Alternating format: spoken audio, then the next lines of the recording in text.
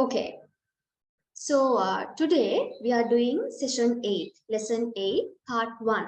So as I told you, we are going to discuss a few points, right? In those few points, we will be discussing audit evidence first, and then analytical procedures, and after that, audit sampling.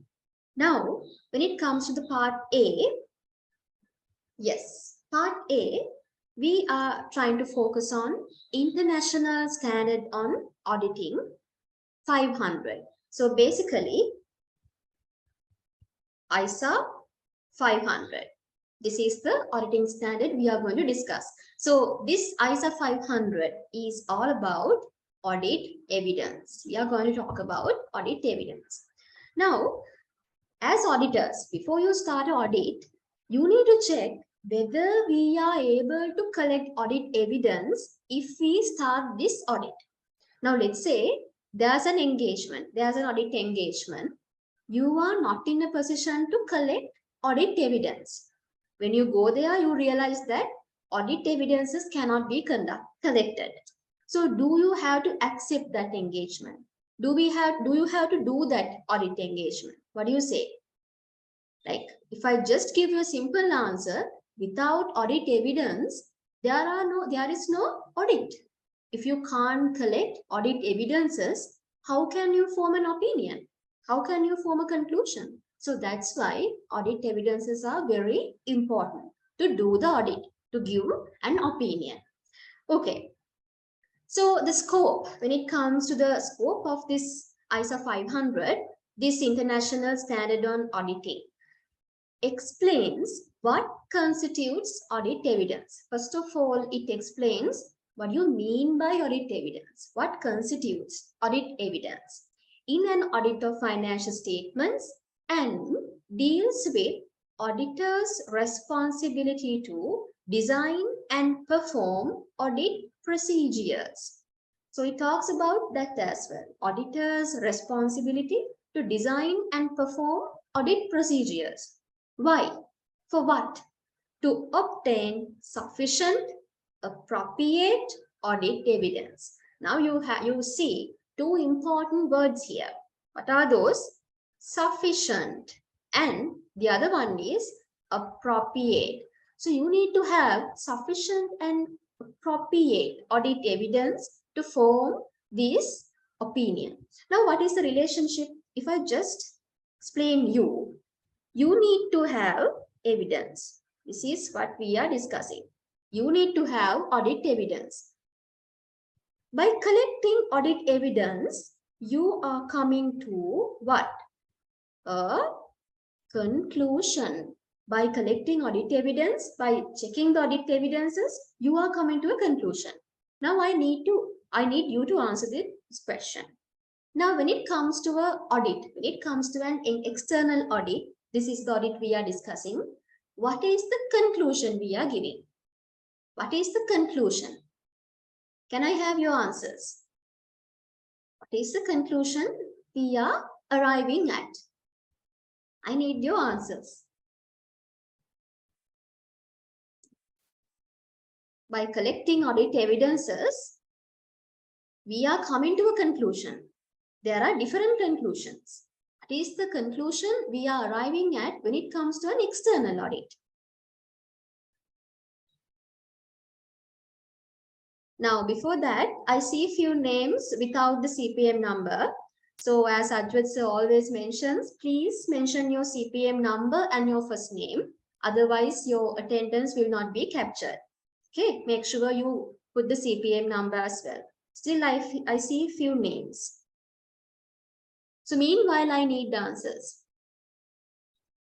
What is the conclusion? Is it a limited assurance or a reasonable assurance we are trying to give?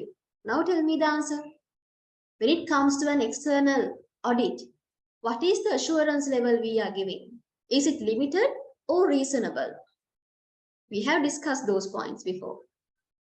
Yes? I'm getting answers. Yes, reasonable assurance. Are we giving an absolute assurance in an external audit? Absolute assurance? No, cannot. We cannot. due to the limitations of the external audit procedures we are following, we cannot give an absolute assurance. We are giving a reasonable assurance. So reasonable assurance is also a high level of assurance compared to limited assurance, right? Okay, so we are, by looking at the evidences, we are coming to conclusions. Conclusion is, we are coming to a reasonable conclusion. Reasonable conclusion. Okay, after arriving at a reasonable conclusion, what is the next step? Next step is, we are forming an opinion. We are forming an opinion. What are the opinions? What are the possible opinions? If the financial statements give a true and a fair view, we are mentioning that in the audit report. That would be a clean opinion.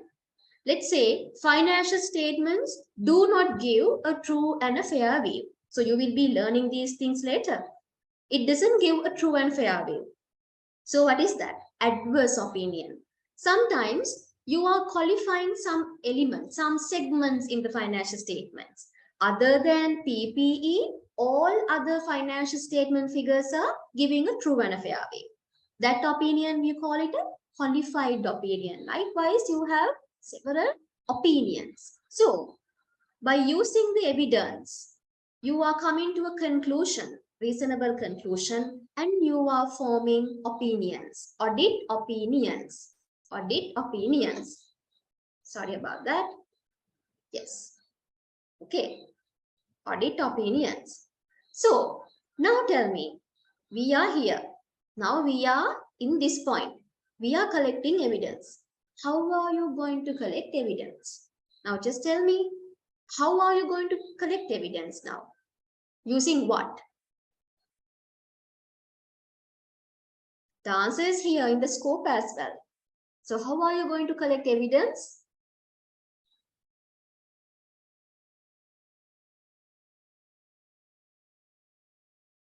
Yes. Can I have little more answers? How are you going to collect evidence when it comes to an audit? By performing what? By performing, yes, of course, by performing audit procedures. That's why audit procedures and audit evidences are linked together. In order to collect audit evidences, you need to perform audit procedures. So we will be discussing about both. Okay, so this is the scope we are going to talk about. Now remember this flow.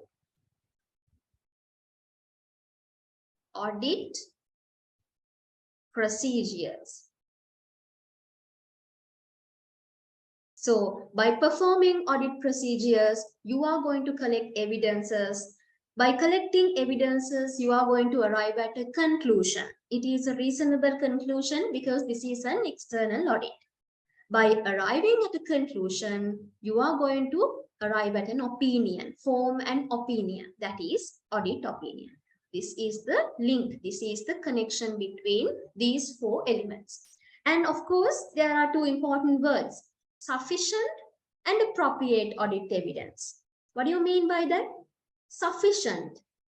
What do you mean by sufficient audit evidence? If I just help you to answer, sufficient means quantity or quality. What do you think? Sufficient means quantity or quality?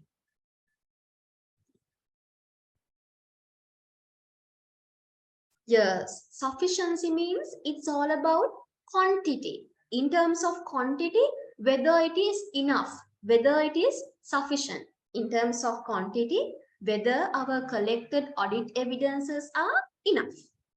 Other one, appropriate. Quantity or quality?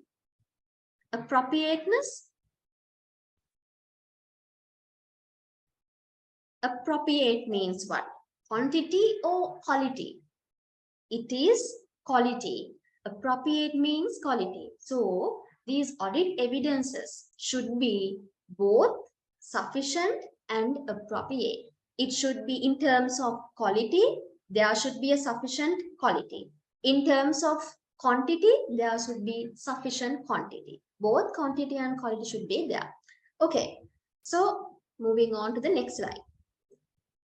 Now, this is the definition for audit evidence you can use. So it says audit evidence, information used by the auditor in arriving at the conclusions on which the auditor's opinion is based. Now I think you are clear.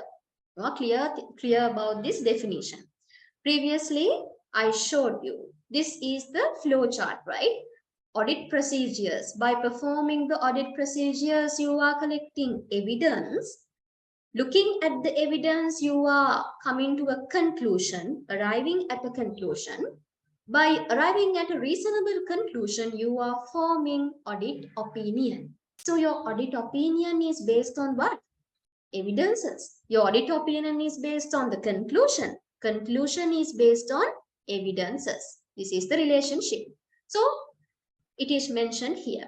Information used by the auditor to arrive conclusion in which auditor's opinion is based. This is the relationship. So please make take down notes because all the things are not mentioned here. That this chart, this flow chart is not mentioned in the slides. So make sure you get the notes. You prepare your own notes. Then only you will be able to succeed. Okay, I'm telling you with my experience. Now, one important thing. Now, we said audit evidence is information. Now, tell me, are all information relevant or can be taken as audit evidence? Can we take all the information in an audit as audit evidence? What do you say? Now let's assume you are going to audit. You are a newly appointed auditor or there's an engagement team. You are a senior member now.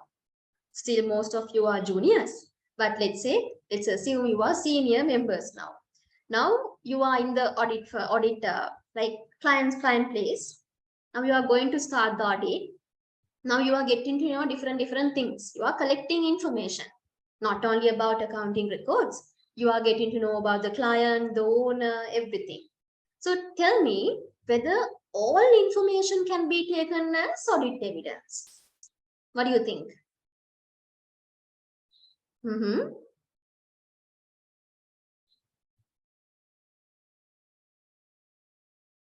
Yeah, most of you are telling cannot.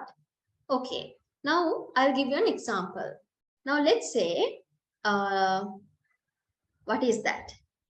We'll say, I'll give you one example for this one.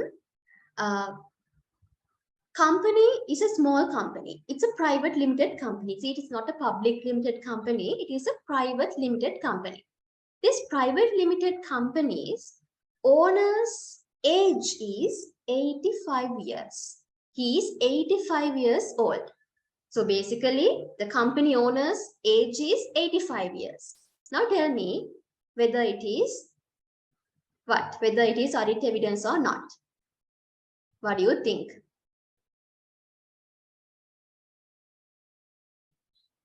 The major shareholder. Major shareholder's age is 85 years. Is it audit evidence or not? Can we take that information, that is information, can we take that information as audit evidence? I need answers.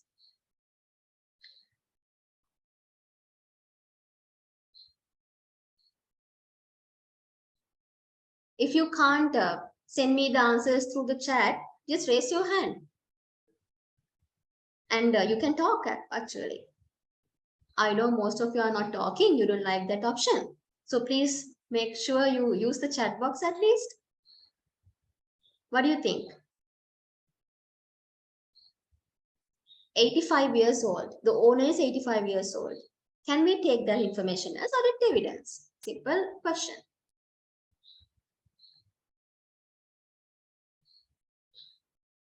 Okay. Now, I'll ask you the second question as well. Now, imagine the same private limited company, the major shareholder is a scientist. The whole organization is dependent on his scientific scientific innovations, let's say. So the organization is dependent on that owner. Now that is the case. Now you understand, now you get to know that he is 85 years old. Now what do you say? Is that information can be taken as audit evidence or not? Now the same company, but the whole organization is dependent on that owner because he is the scientist. Yes. So now he is 85 years old. Now can we take that 85-year-old information as audit evidence? Yes. Most of you are telling yes, your answers are correct. Now previously, owner is 85 years old means there's no problem, right? Because companies are having what? Companies are having legal personalities. So it's not a problem. It cannot be taken as an audit evidence. So what? Now, the second question I'm asking, the company is dependent on the scientific activities taken care by what? Owner. That person is 85 years old. Now, we will be having going concern issues if he is no more, right? If he is dying, then we are having going concern issues because the company will not be able to survive. That's the problem. So in that case, based on the scenario, based on all other information, some information are not relevant, but some information can be taken as audit evidence. So remember that all the informations cannot be taken as audit evidence, but some important information. So audit evidence includes both information contained in the accounting records underlying the financial statements and other information. Now, basically, when you go to a client place, now you are checking all these documents, reports, financial information, everything. Most of the audit evidences you are collecting through these accounting records. That is obvious. And not only that, now the case I told you before, the age of the owner, being a scientist, the whole organization depend on him. So in that case, that information is also audit evidence. So that you can categorize that information under other information, right? It is not in the accounting records, no. So other information. So both accounting records and other information can be taken as audit evidence.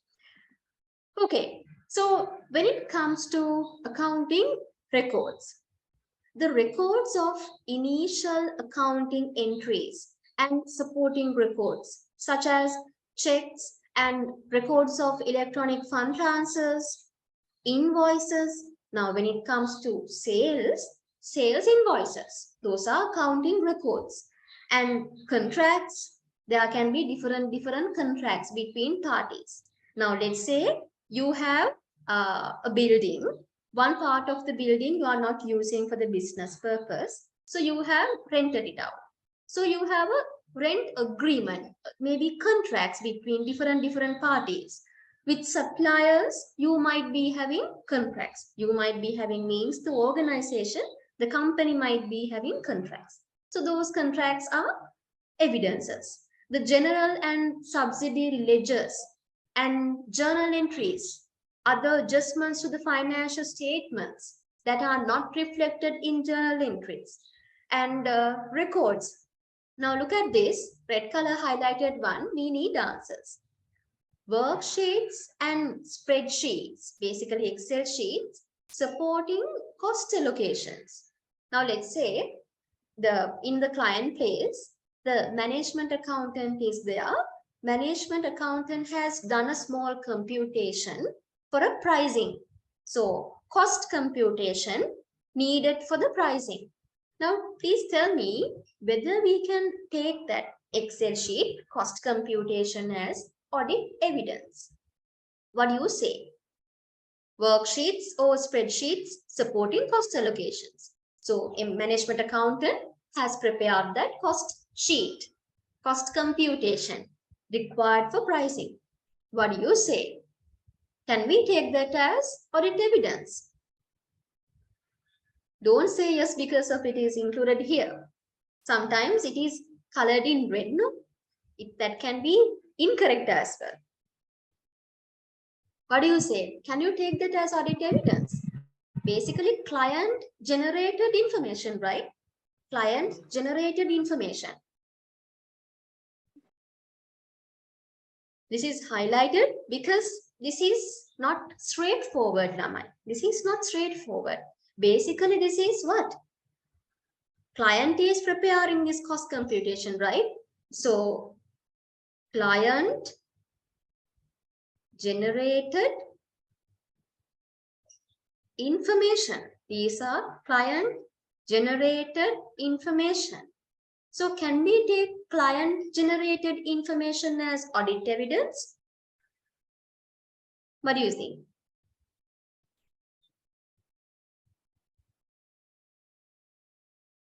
Very good. Yes, I'm getting good answers. So I asked whether client generated information can be taken as audit evidence. Now, that depends, Lamai. Now, let's say client is generating information and they are preparing financial statements as well. Now, let's say inventory balances are incorrect. The inventory figure recorded in the financial statements, balance sheet, statement of financial position, that inventory figure is incorrect. Now, if that figure is incorrect, when the client is, let's say the accountant is preparing the breakup of inventory, he will do the same manipulations in the breakup as well. If that value is intentionally misinterpreted, intentionally he has put an incorrect number. So in the breakup also, he will do the same thing. He will change the figures. In detailed breakup also, he will do the same thing. So client generated information, sometimes the reliability is a problem. What is the problem? Reliability. Reliability is a problem sometimes. But let's say now you have learned controls, no, internal controls. Let's say in that client place, the internal controls are very sound. They have a perfect system of internal controls. Now tell me, can we take this client generated information, that means the Excel sheet, as audit evidence? What about the reliability? Can we take that as audit evidence? Internal controls are very good. Perfect. What do you think?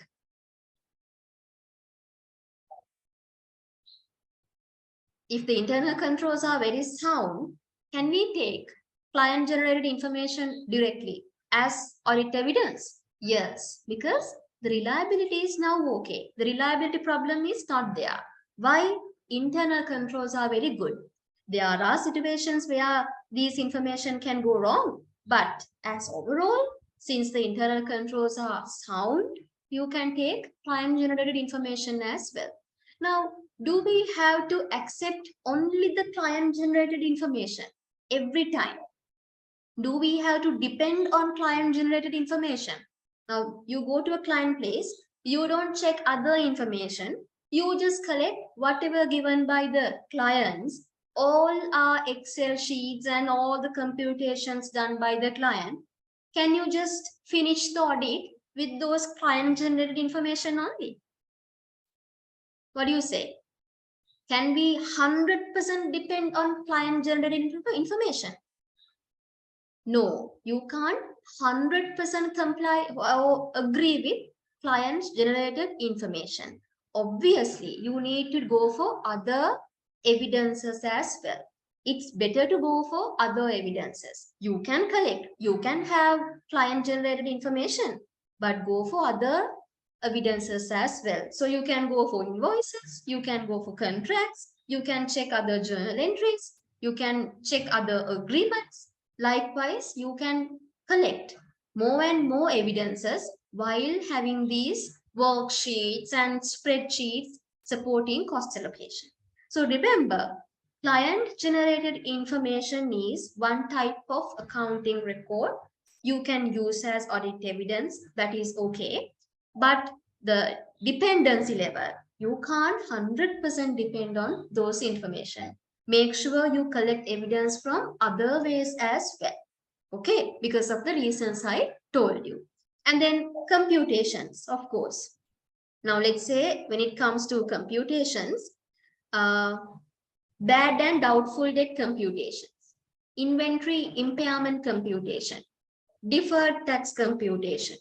And not only that, what are the other things? Depreciation computation. All these computations are there. So you can collect them. And reconciliations. What are the famous reconciliations we can have?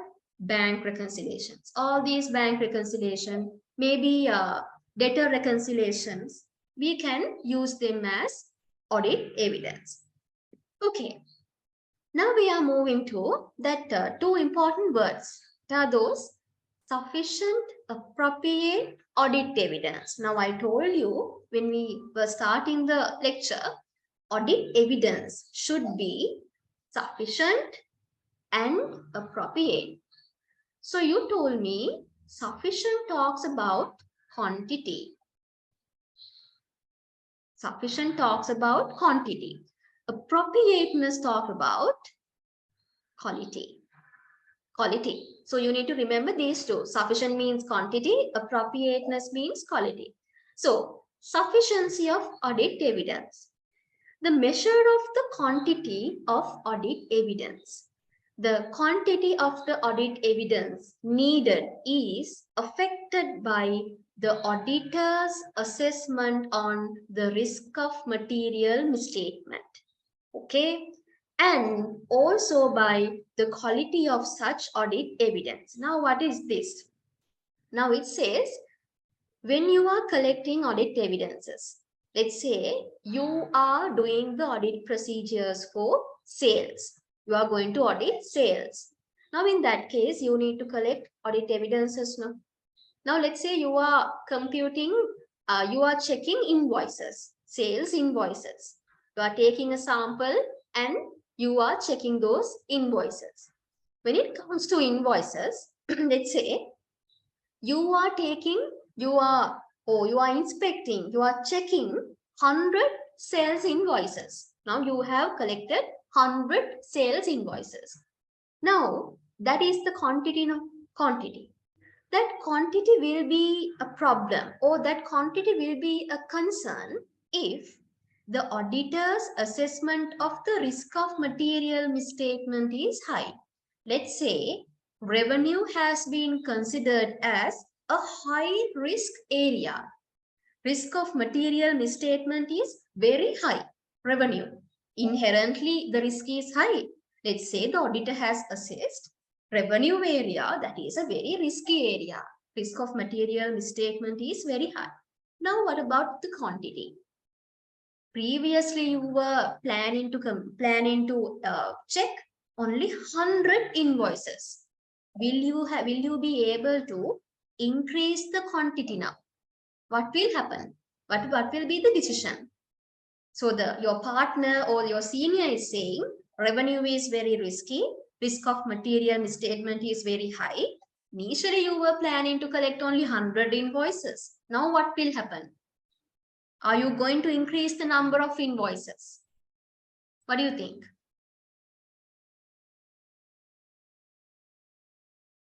Yes? Of course. You will have to increase the sample size. You will have to increase the quantity because risk of material misstatement is high. Now, let's say you are taking what? You are taking purchasers. Purchasers, you have assessed risk of material misstatement is very low. That there are no problems in that area. So you can collect, you don't have to collect 100 invoices or high number of quantity. You can just collect a reasonable purchase invoices and finish it. Likewise, when the risk of material misstatement, you call it ROMM. Risk of material misstatement goes up. Your quantity will go up or down. Quantity will also go up. That is the basic requirement. When the risk is high, you will have to check more and more, obviously. And one important thing, also by the quality of such audit evidence. What do you mean by this? Quality of such audit evidence means, now let's say you have collected 100 invoices, but 50% of your invoices are photocopies. Client doesn't have the originals. And some are scan copies as well. Another company, a similar company, the same risk of material misstatement will be there for revenue. That person, that auditor is collecting 100 original sales invoices. Now tell me whether there's a difference. This person, this auditor, A auditor, is collecting 100 sales invoices, but 50% of it, that means around 50 invoices are photocopies. He doesn't have the originals. Client doesn't have the originals. Client has given us scan copies or photocopies, but he is having 100 invoices, 100 evidences. But the other auditor, auditor B, has collected 100 original sales invoices.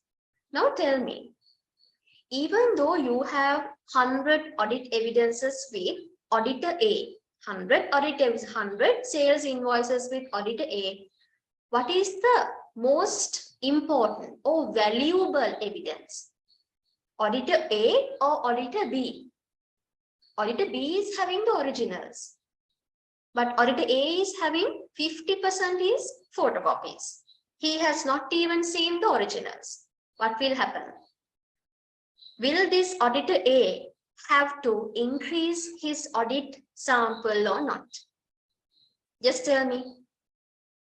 What is more reliable? Auditor A's evidence or auditor B evidence?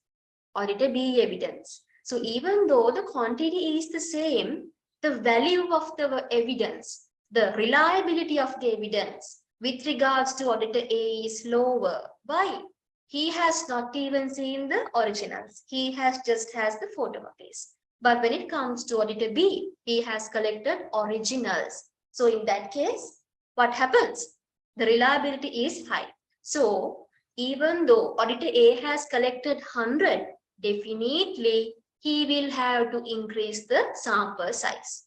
Even though the risk is same, revenue risk is same in two scenarios, this auditor A will have to increase the sample size. So quantity doesn't matter there because quality is not there. Hope you got the meaning. So the quantity will depend on risk of material misstatement and the quality of such audit evidence. Even though he has collected 200, even though he has collected 300 audit invoices, sales invoices, if those are photocopies or scan copies like that, then we can't rely on that. The reliability is very low. So he will have to increase the sample size. But even though the auditor B has collected, let's say 50 originals, that is more valuable than auditor A. That is the case. So remember that sufficiency or the quantity depends on risk of material misstatement and the quality of the collected evidence. Second one, you are going to appropriateness. Now, when it comes to appropriateness, I told you it talks about quality. So appropriateness, the measure of the quality of audit evidence, that is its relevance and reliability. Here you go. Now, when it comes to the appropriateness, you have two characteristics. You have to remember two characteristics. What are they? It should be relevant, and it should be reliable. Audit evidence should be relevant and it should be reliable. Now we'll discuss this relevance and reliability with examples later. But for now, remember, relevant. Now, you have learned audit assertions, isn't it? You have learned audit assertions like accuracy, completeness, cutoff, existence, rights and obligations, valuation. Likewise, you have learned these audit assertions. Now tell me, you are doing the audit of property, plant and equipment. Now, under property, plant and equipment, there are buildings. Most of the organizations, buildings are there. So you are going to verify the existence of building, existence of buildings.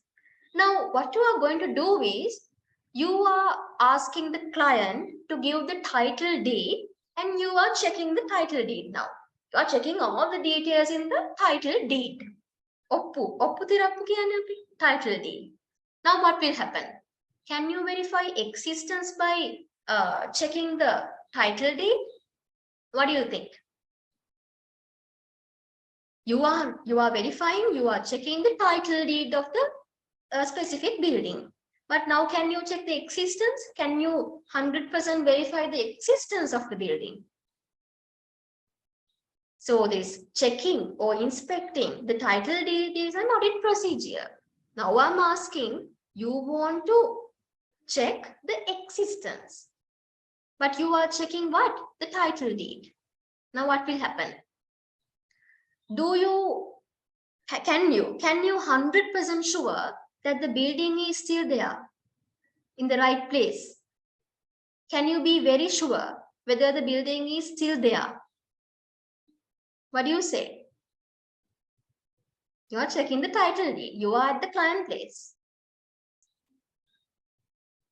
Can you be very sure that the building is still existing? Building is still there without any problem? Yes, of course. When you are checking the title deed, you are checking rights and obligations, Lamai.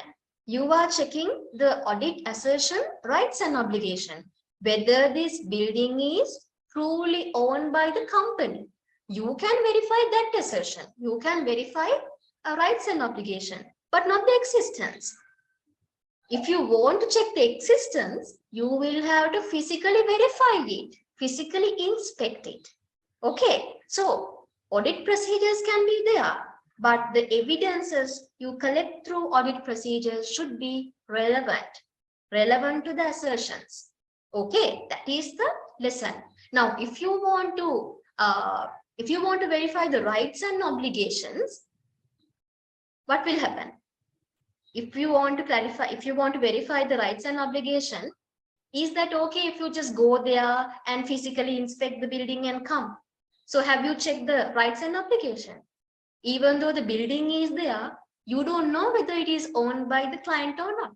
Okay, so that is why evidences should be relevant. Relevance should be there. And also reliability. So we will be discussing about reliability in detail in next slides. But for now, reliability means you should be able to trust. You should be able to trust the documents. Now let's say photocopy and an original. You have original title deed and a photocopy. Now, what is more reliable, Lamai? Photocopy over the original? What is more reliable?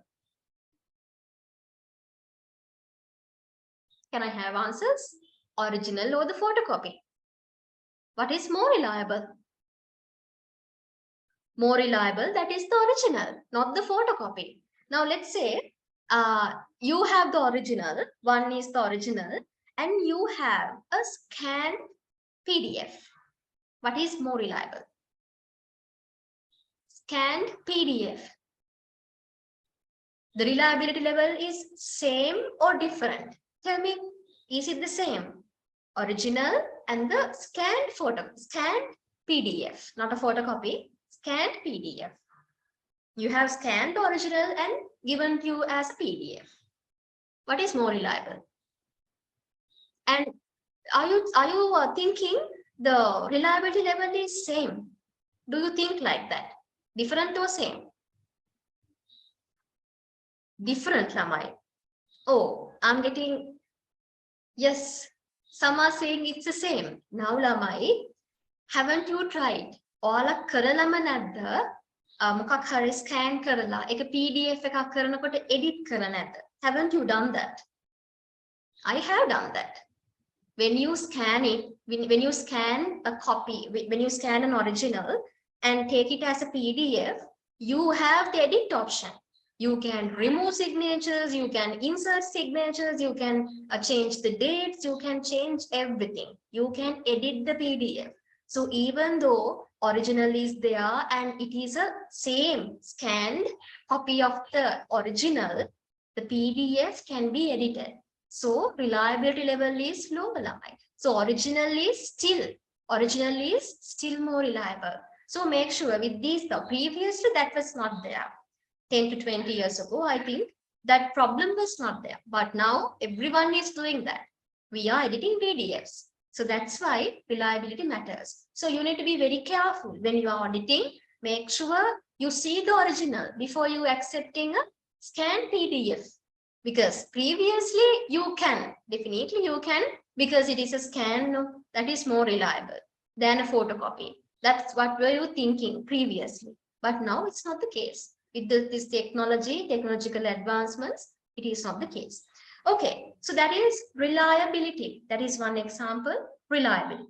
So relevance and reliability in providing the support for the conclusions on which the auditor's opinion is based. Okay, moving on.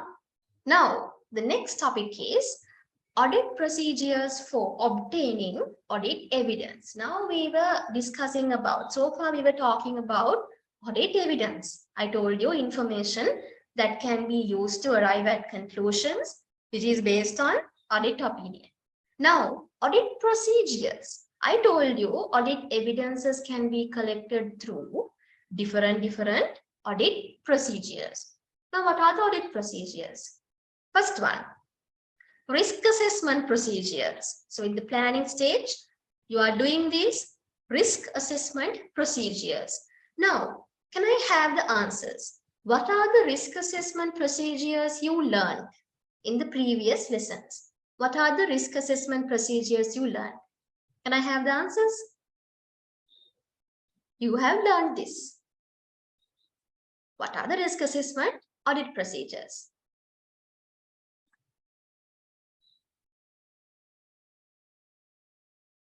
Yes. Observation. Okay. There are more.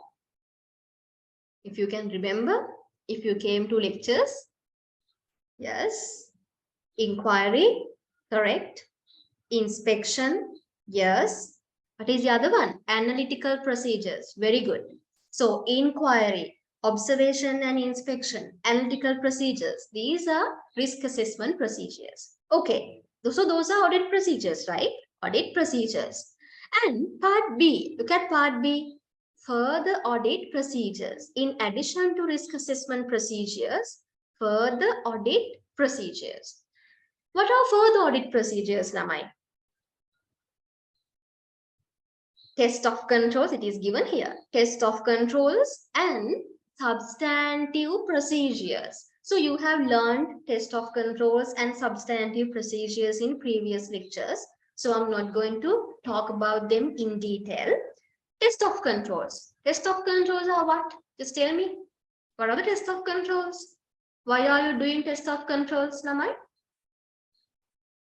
What is check basically? What are you checking of controls? Test of controls. Yes, we check the internal controls. That is correct. Internal controls, what? Which effectiveness?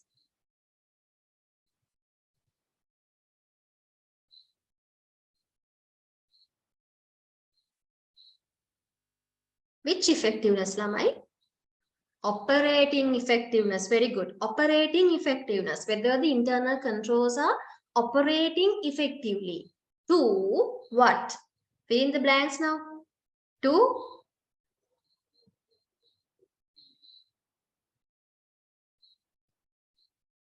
material misstatements.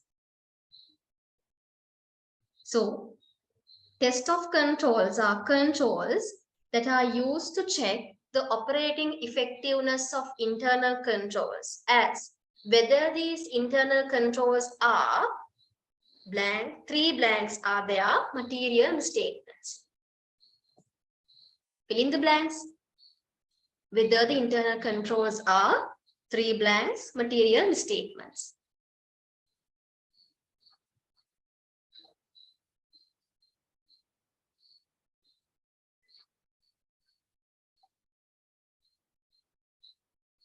Need answers? Yes, I'm getting the answers. There are 3 things. Of course, whether these internal controls are prevent, detect, and correct.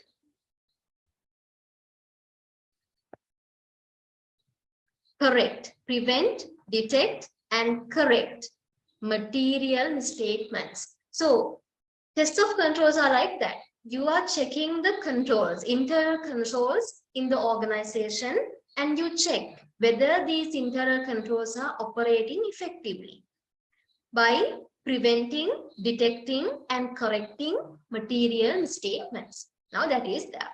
So for that, in order to check the controls, you are using what? Audit procedures. That is one thing. So one important area, one important situation you use audit procedures is risk assessment procedures. To assess the risk, you are using analytical procedures, inquiry, inspection, and observation.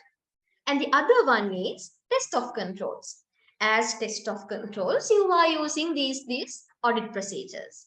The other one is substantive procedures. Now, can I have? Now, the answer is here. What are the 2 types of substantive procedures, Naman?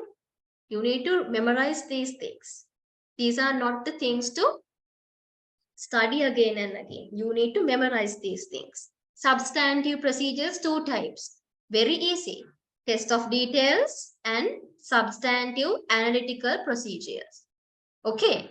As a test of detail also, you are using audit procedures.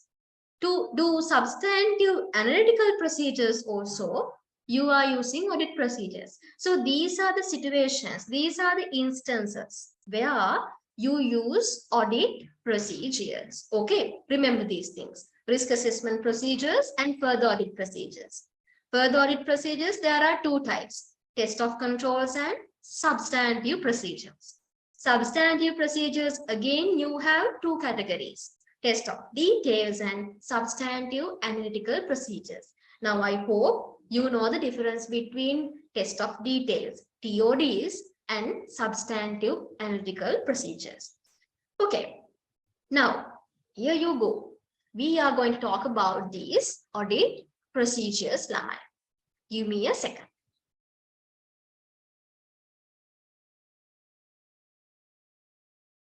Okay, sorry about it.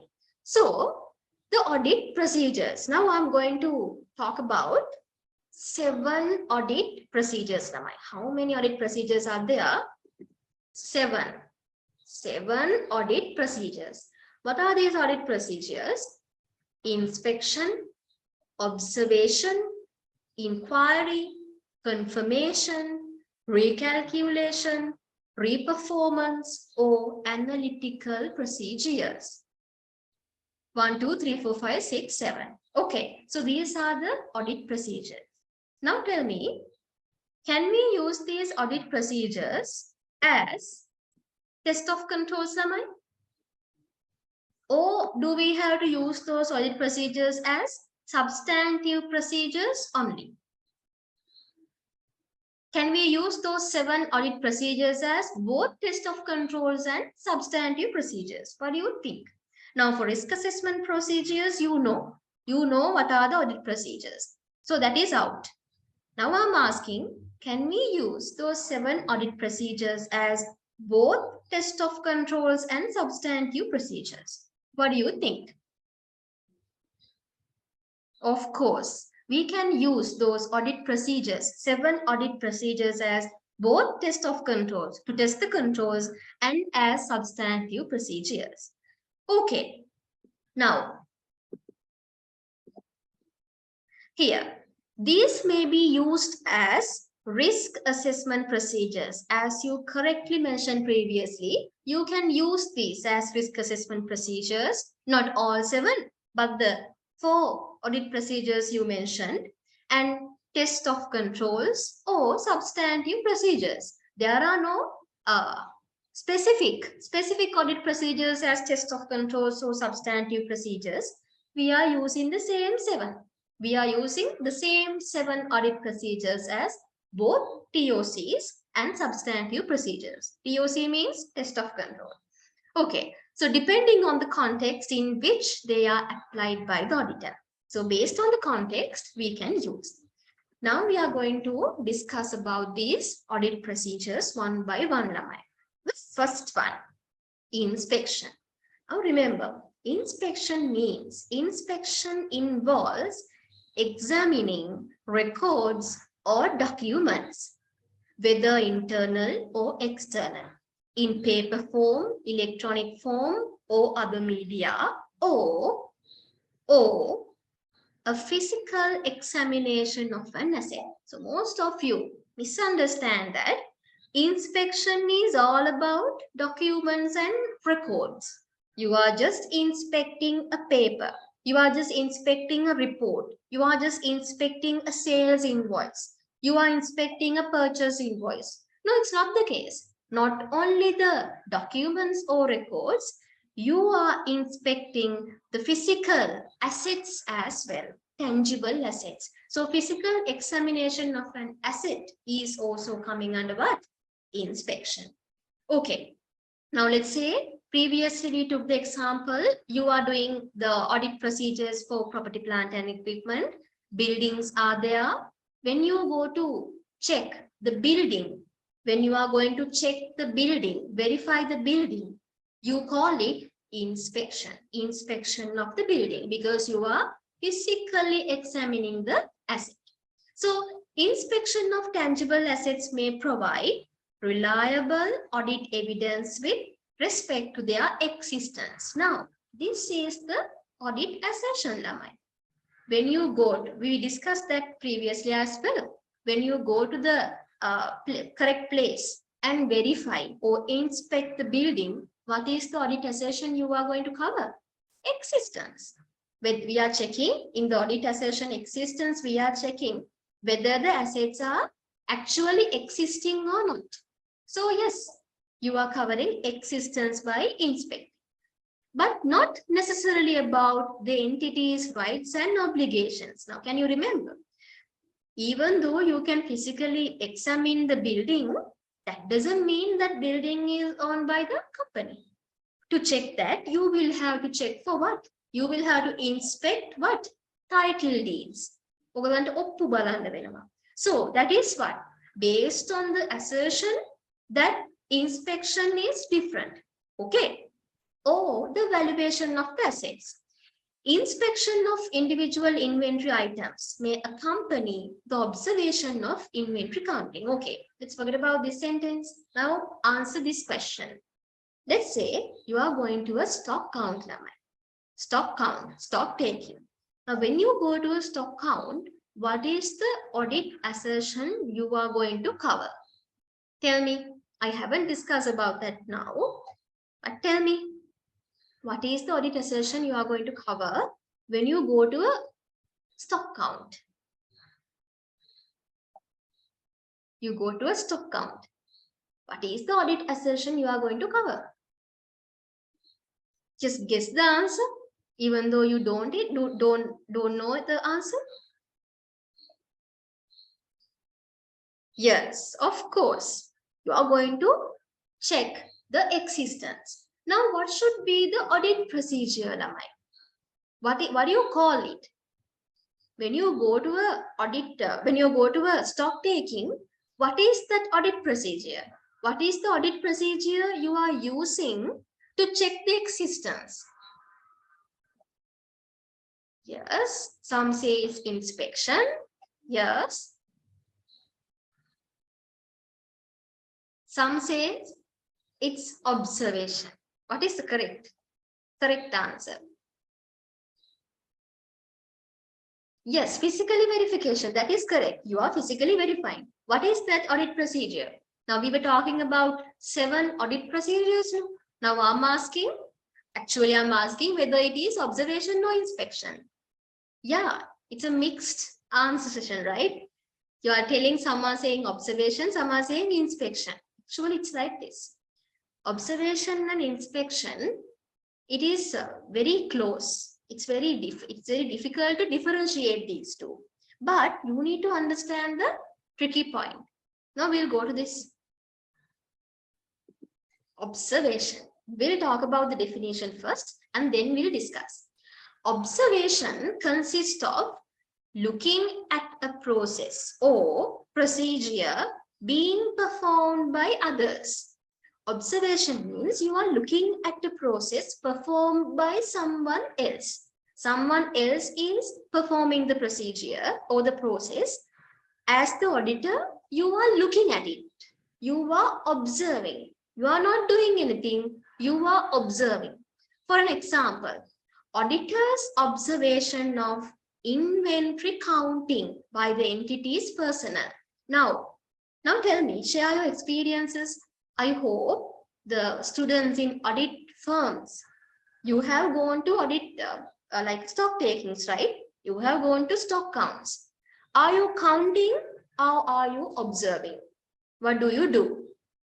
Are you counting the stocks one by one or are you just observing while having a document, while having all the inventory codes and the quantity with a pen? Are you just observing the process or are you counting? Who is actually counting? Who is actually counting the inventory? Yes, observing. As an auditor, you need to observe. You are not going to count. Okay, so clients, employees count. Exactly. Clients, employees are counting. That's why it is called entities personnel. Clients, employees are counting the inventory. You are just observing the process, whether they are doing the process correctly or the performance of control activities. Now, what is this? Performance of control activities. When you go to a client place, you are just observing whether segregation of duties. Whether segregation of duties is there or not. What do you mean by segregation of duties? First of all, tell me that. What do you mean by segregation of duties? That is an internal control, Lamai. Internal control activity. Segregation of duties means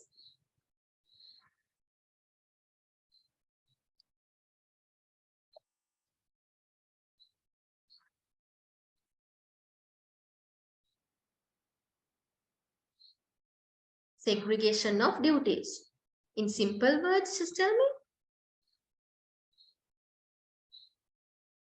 Exactly. Same person should not be given many tasks of the same process.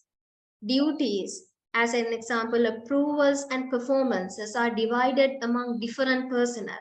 Obviously, different personnel involving in the different works in the process. Very good. So let's say you are processing a check. The person who is writing is different. The person who is signing should be different. When you raise a sales invoice, the person who is inputting the data should be different. Person who is checking the data should be different. Person who is approving, there can be 2 or 3 approvers. The people who are approving the invoice should be different. The process, the work are segregated, divided. Very good. So delegating work among employees. So as the auditor, you go to the client place and you just simply observing whether actually the segregation of duty is there. Because when it comes to segregation of duty, client can say, okay, we are having segregation of duties. These people are signing this. This person is checking. This person is the person who inputs data. Likewise, client can give you stories. Client can tell you different stories.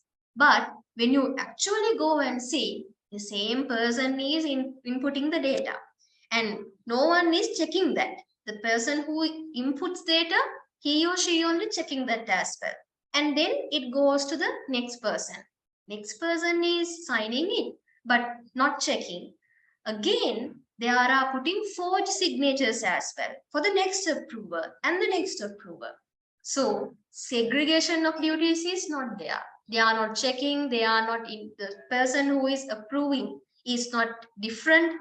Some says the person who is inputting the data is the same, he or she is checking and he or she is approving as well. Again, segregation of duty is not there.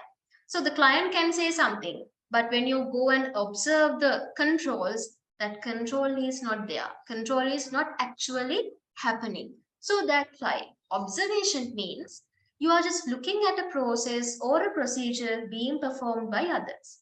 Now, as you mentioned, I asked you the question whether inventory count, when you go to inventory count, what is that? What is that audit procedure you are doing? Some say it's observation.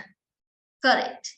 If you are just observing the way other people or clients personally is counting the stock, that is correct. Observing. Now, what if you are taking one important or one material inventory item and then you just check those items whether there are any damages.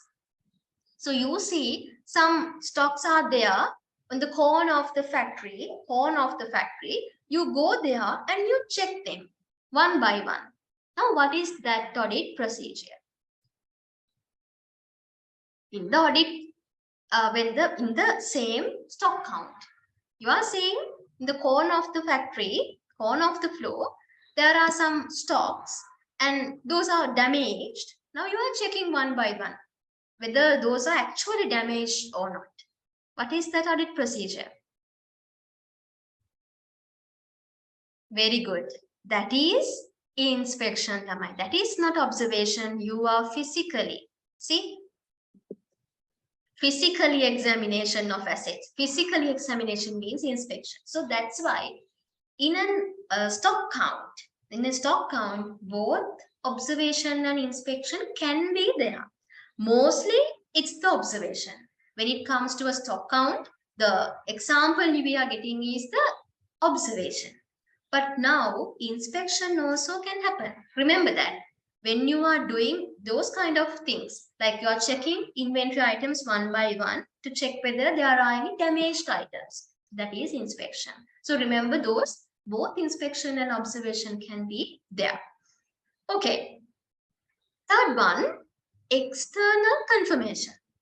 You are calling confirmations from external parties. What is this? An external confirmation represents audit evidence obtained by the auditor as a direct written response to the auditor from a third party. I need examples for external confirmations now. Can I have the answers? What are external confirmations? What are the examples we can have? You are taking direct written responses from third parties. It can be in paper forms, that means a letter, or it can be electronic or other medium. That means it can be an email as well. What are the examples for external confirmations? Very good. Bank confirmations, obviously.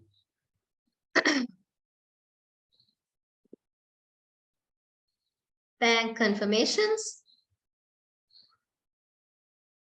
And then debtor confirmations. You are calling confirmations from debtors.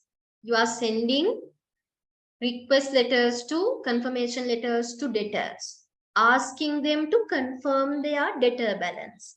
So after confirming the debtor balance, debtors are sending you the letter again. So that is the debtor confirmation. Not only debtor confirmation, supplier confirmation. That means you call it creditor confirmations. Creditor confirmations. There can be creditors in the company.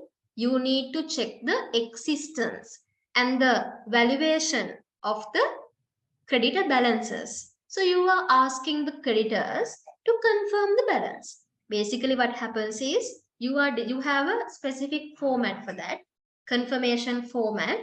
You are filling that format.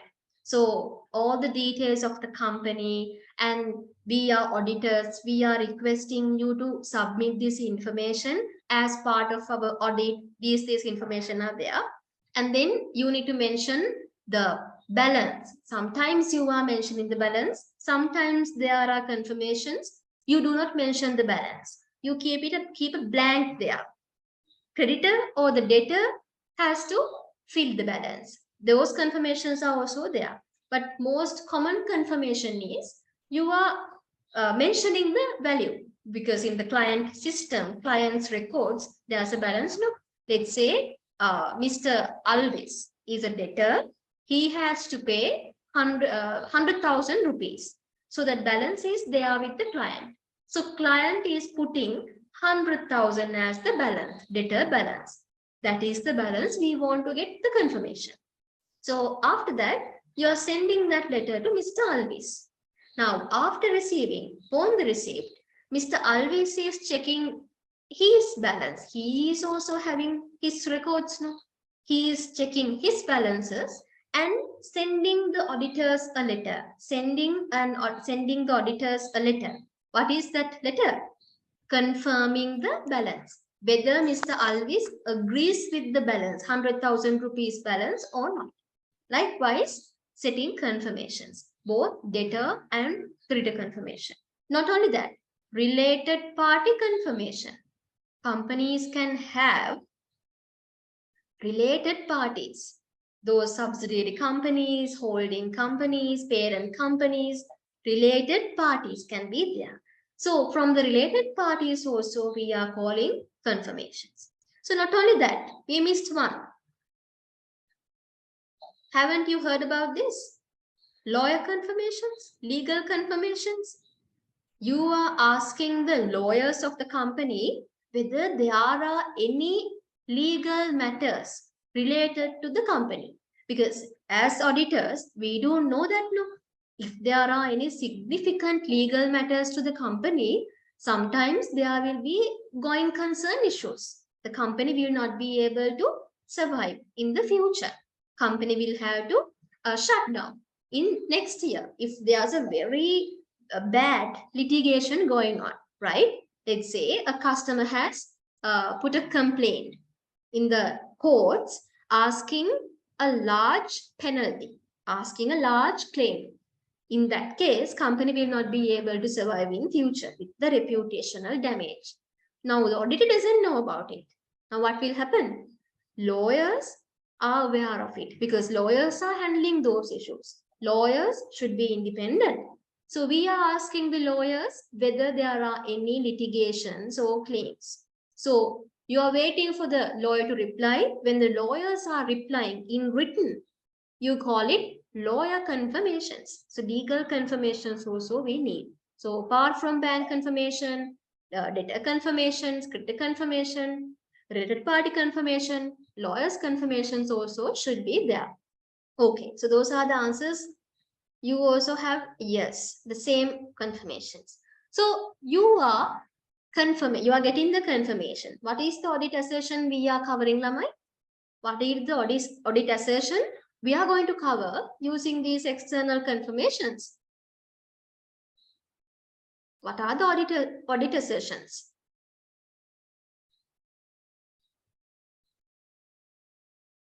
Yes. Existence. Yes. And then valuation. Of course. Yes.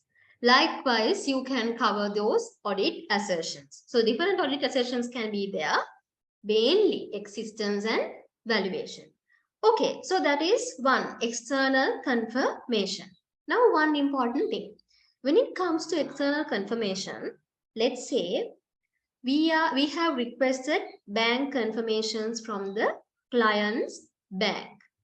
Most probably, like when it comes to big four companies or big four audit firms also, just tell me if the process is now different. We are asking the client to send the confirmation request because in the client's name, you are requesting. Some audit firms, auditors are directly requesting information from the bank with the consent of the client. Both can happen. Okay, sometimes client is requesting the information, but now auditor is also requesting directly from the bank with the consent of the client. Because without the consent of the client, you can't ask actually. That is the ethical thing. Okay, now what happens is bank is sending the bank confirmation. First scenario is bank is sending the bank confirmations in the address of the what? Client. Bank is sending the bank confirmations to the client first. Then client is giving us the confirmation. That is the first scenario. Bank is sending the bank confirmations to the client and then client is giving us the confirmation. Second scenario is bank is directly sending the bank confirmations to the auditors. What is more reliable, Lamai? What is more reliable, scenario 1 or scenario 2? Or do you think there are no issues? There are no reliability issues with regards to scenario 1 and scenario 2? Is it the same? Yes. Scenario 2 is more reliable. Of course, scenario 2 is more reliable. Why? We are directly getting the confirmations, Lamai. When the confirmations are with the client, they can open it. Sometimes they can amend it. We don't know what will happen. Then only they are giving us. Reliability is low. But when the audit, when the confirming parties likewise, confirming parties, sorry. Now, when it comes to a bank confirmation, bank is the confirming party. When it comes to a debtor confirmation, debtors are the confirming party. The creditor confirmations, creditors are the confirming party. When the confirming party sends the confirmation, external confirmations directly to the auditors, then only that is reliable. So remember that. Okay, that is important. And also, client can take photocopies of the external confirmations saying that we have received the original from the bank, but we have misplaced. It is misplaced now. But before misplacing, we took a photocopy. Please refer to it. Now the reliability problem comes here, Lamai. Appropriate evidence thing. It is a photocopy. How can we rely on that? We need the original. So those things are there. Remember that. Okay. Now external confirmations are okay. I hope you understood. Second one, next one, recalculation. Recalculation. Recalculation means checking the mathematical accuracy of documents or records. Recalculation may be performed manually or electronically. Basically, what you are doing is you are recalculating and checking whether the mathematical accuracy is there. Recalculation means the calculation has been already done by the client. They have done it. But now you are, as the auditor, you are again computing and see whether the mathematical accuracy is there. So it should not be necessarily manual. Okay, it can be electronical as well. So nowadays we are doing all the audits with Excel and other systems. So if it is an Excel sheet, you can just put all the formulas again and see the mathematical accuracy. Now give me the examples. What are the examples for recalculations? What are the things you are going to recalculate, Lamai? Can I have examples?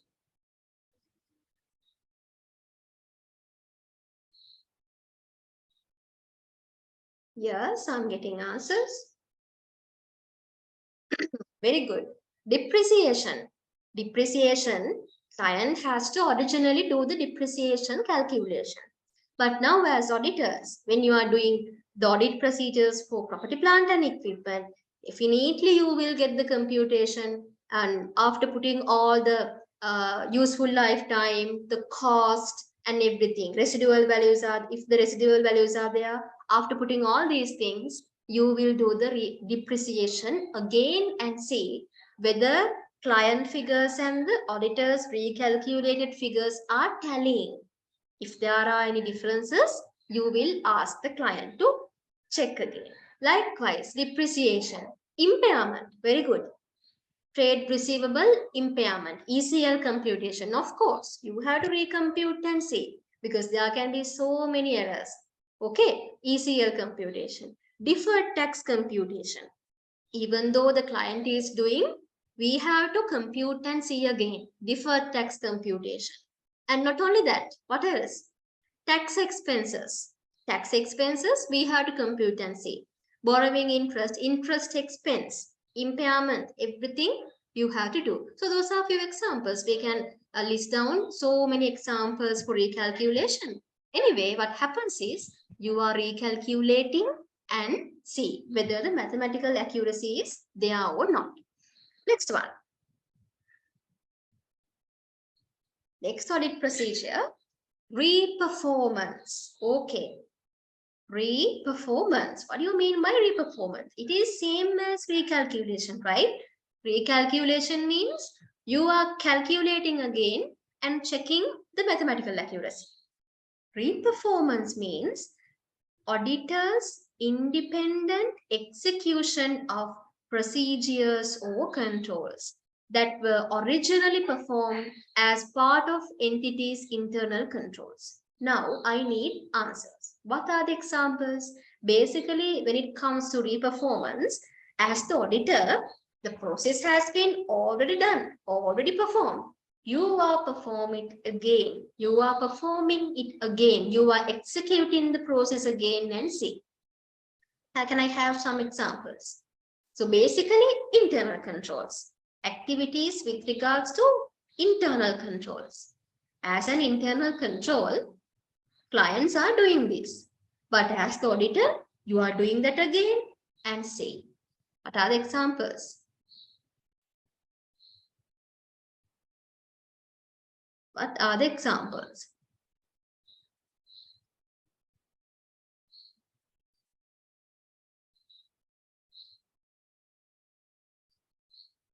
Yes, you are saying walkthroughs. Walkthrough means you are walking through the process that has already happened. That is okay. That is another name for this. Okay. Reperformance means going to walk through. That is okay.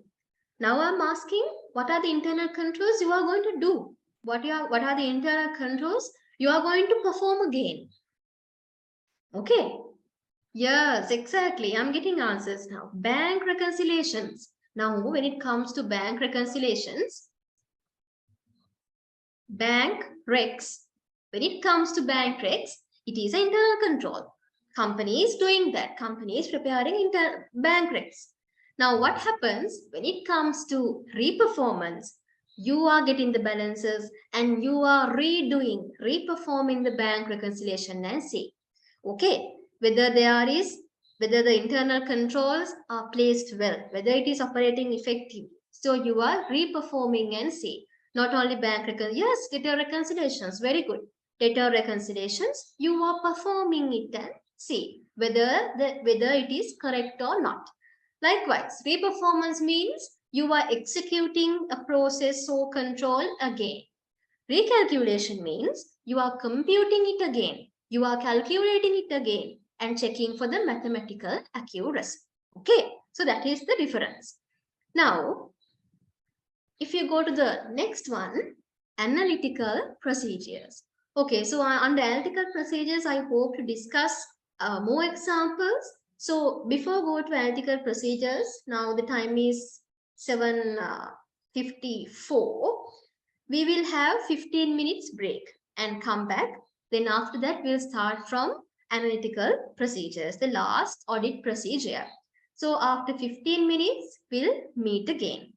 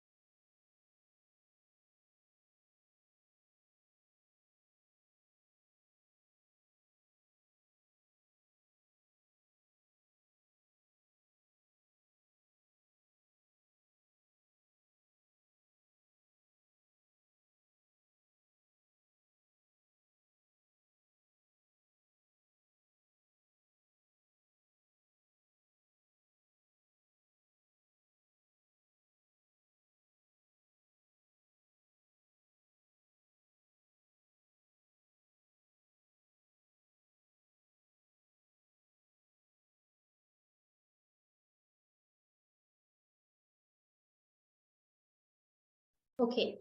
So welcome back to the session, Lamai. Am I audible? Can you please confirm?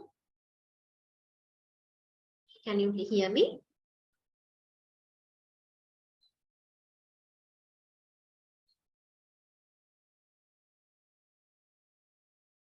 It seems no one can hear me. Is that the case? Yes, yes. Okay, thank you, thank you. So now we have discussed 6 audit procedures, Ramai. This is the 7th one, last one, or analytical procedures. Now, when it comes to analytical procedures, we'll read the definition first. Analytical procedures consist of evaluation of financial information through analysis of plausible relationships among both financial and non-financial data. Basically, you are going to find relationships. You are going to find relationships between, it can be financial, or it can be financial, non-financial. Both can be there. So analytical procedures also encompass such investigations as is necessary of identified fluctuations or relationships that are inconsistent with other relevant information or that differ from expected values by a significant amount. So don't worry about the second passage. We'll discuss the first one first. So evaluation of financial information. You are going to evaluate financial information and you are going to identify whether there are any relationships. Now, one small example, I'll show you this. Okay, I hope all of you can see the Excel sheet I'm sharing. Is that the case?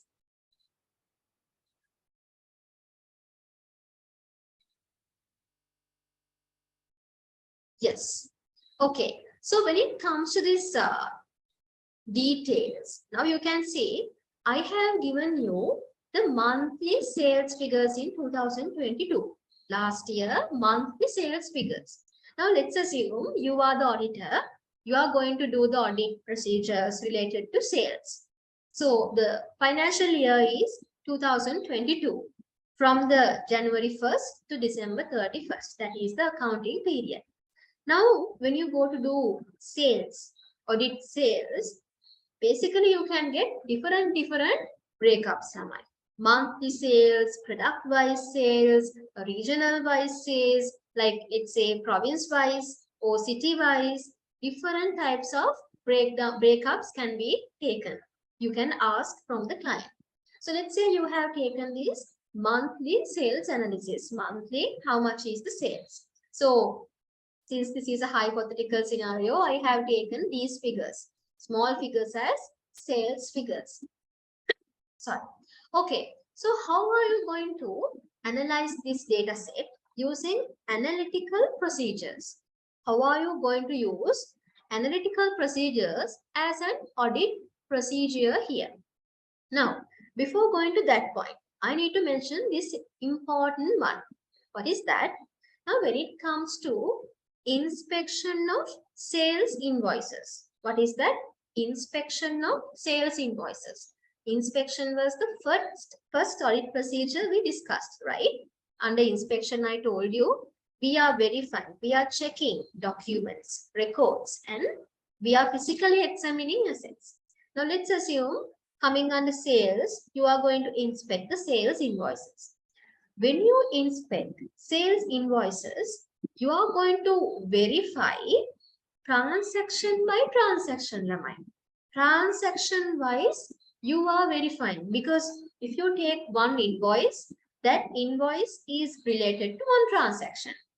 If you check the next invoice, the second invoice related to the next transaction. Transaction wise, you are checking inspection. But when it comes to analytical procedures, can I have your answers? Are we using analytical procedures to verify the transactions one by one?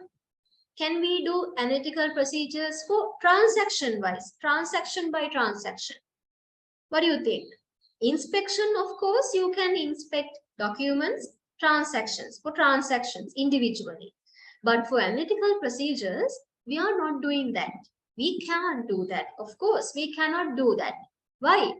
We are using analytical procedures as totals domain. Now, look here. Here also, I'm going to do analytical procedures, monthly totals, for monthly totals, not for individual transactions. So now, my extra question. Can you just 100% rely on analytical procedures when it comes to an audit? Can you just finish the audit by just doing only the analytical procedures? Will you be able to find the material misstatements, Lamai? What do you think? Of course, you cannot. You can't finish the audit by only doing the analytical procedures, Lamai. Of course, analytical procedures will help you to find the areas where there can be material misstatements. I'll show you how to do that. But we can't exactly find the material misstatement. Like when you check an invoice, when you check sales invoices, you can find out whether this transaction is valid or not. Let's say a signature is not there. The approval signature is not there. So sometimes that sales invoice can be a fake invoice. So that is a misstatement.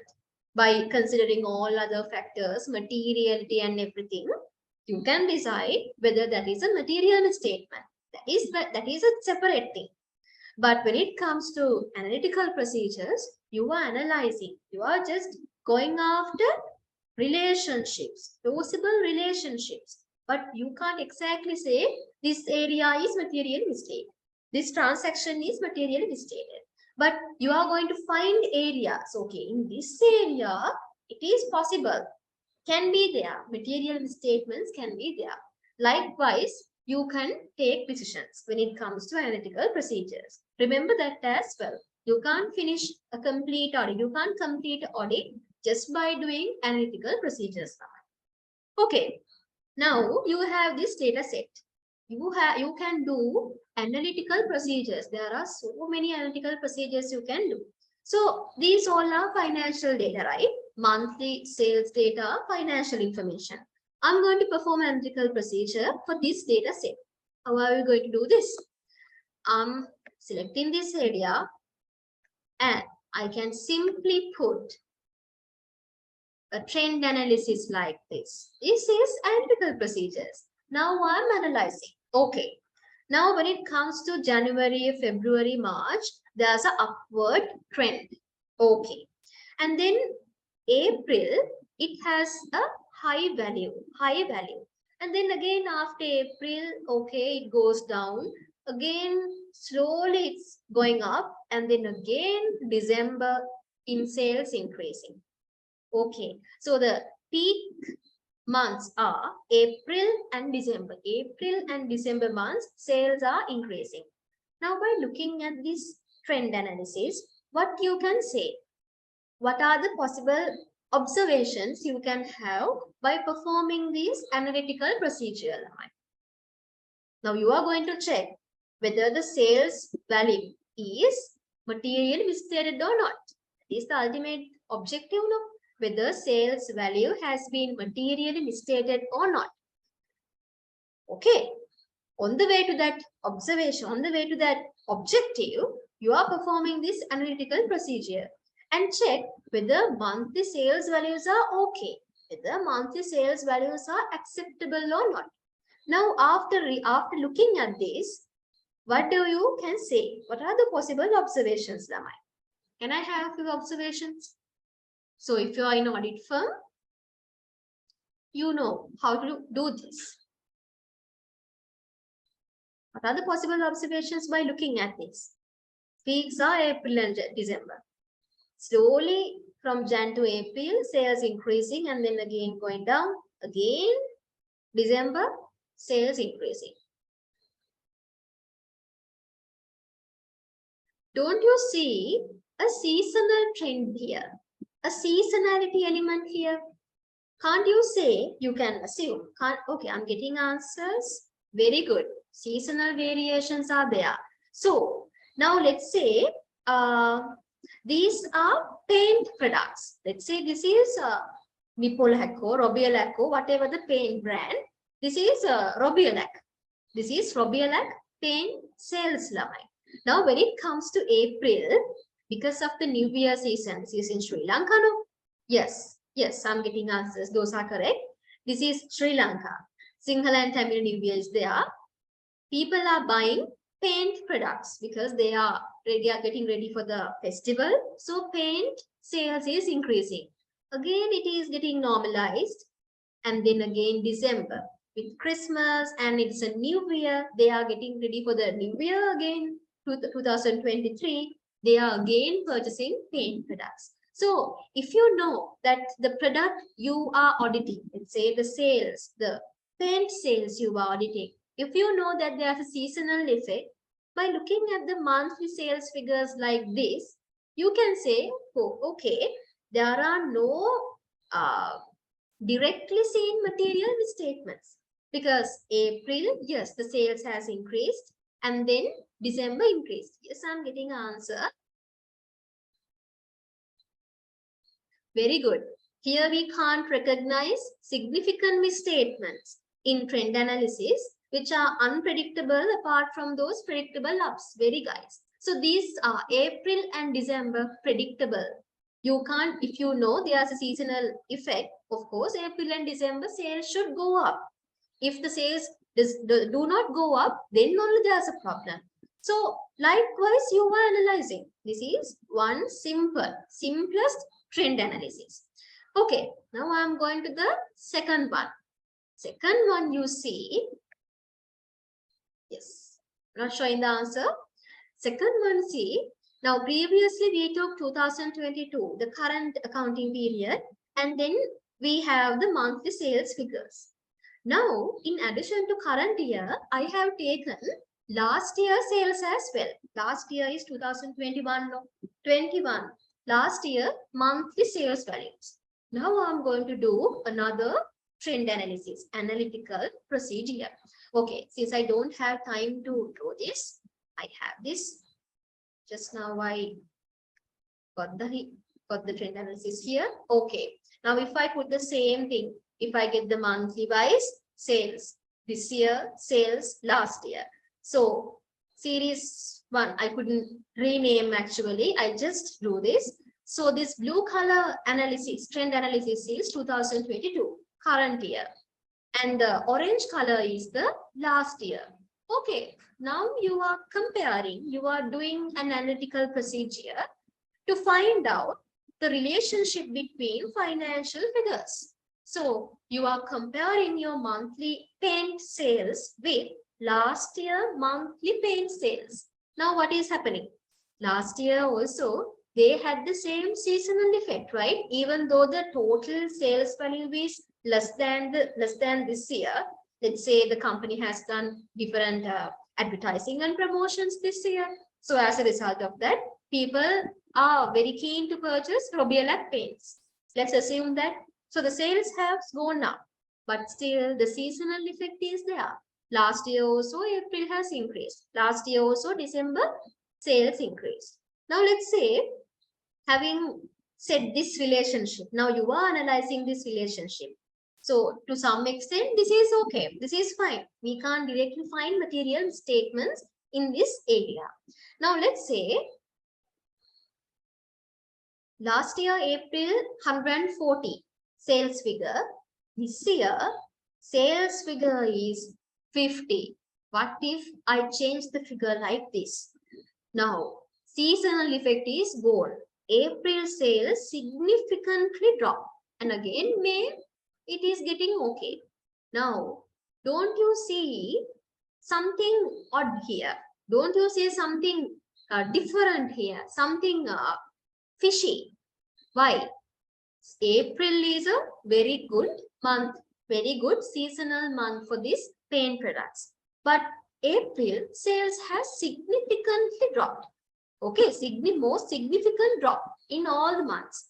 So April, you can see, okay, in April, there's something like this, there's a problem like this, we better check this area. Okay, likewise, you can understand this. Now, likewise, not only April, not only seasonal products, all other products you are comparing with the last year and significant drop is there. Now you better find out what the reason is. Sometimes there can be material misstatements. We don't know. You need to do further audit procedures to identify that.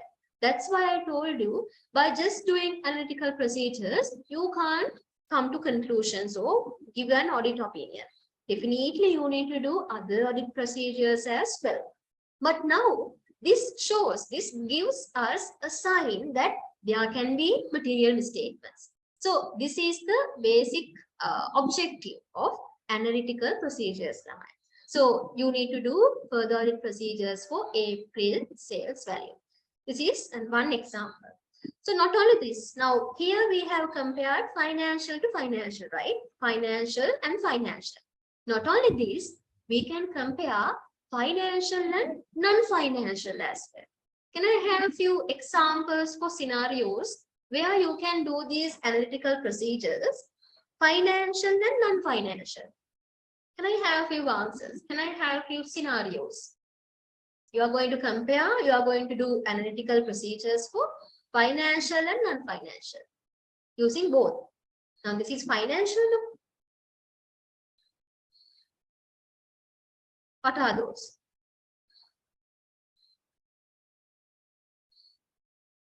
Financial with non-financial.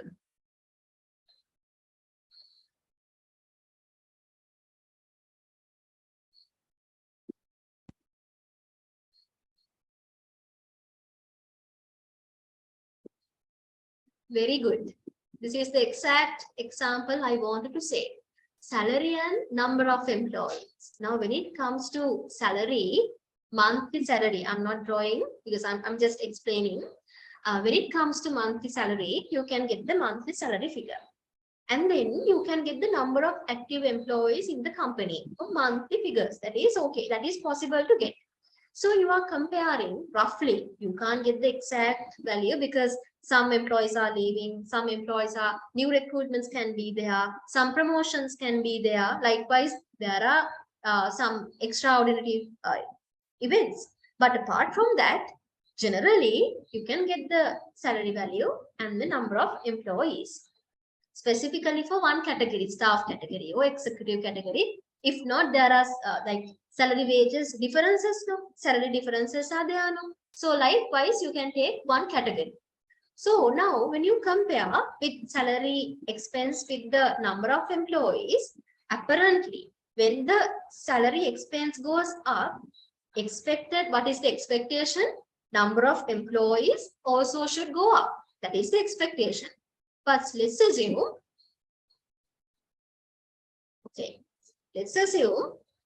when the salary value goes up like this, your number of employees go down.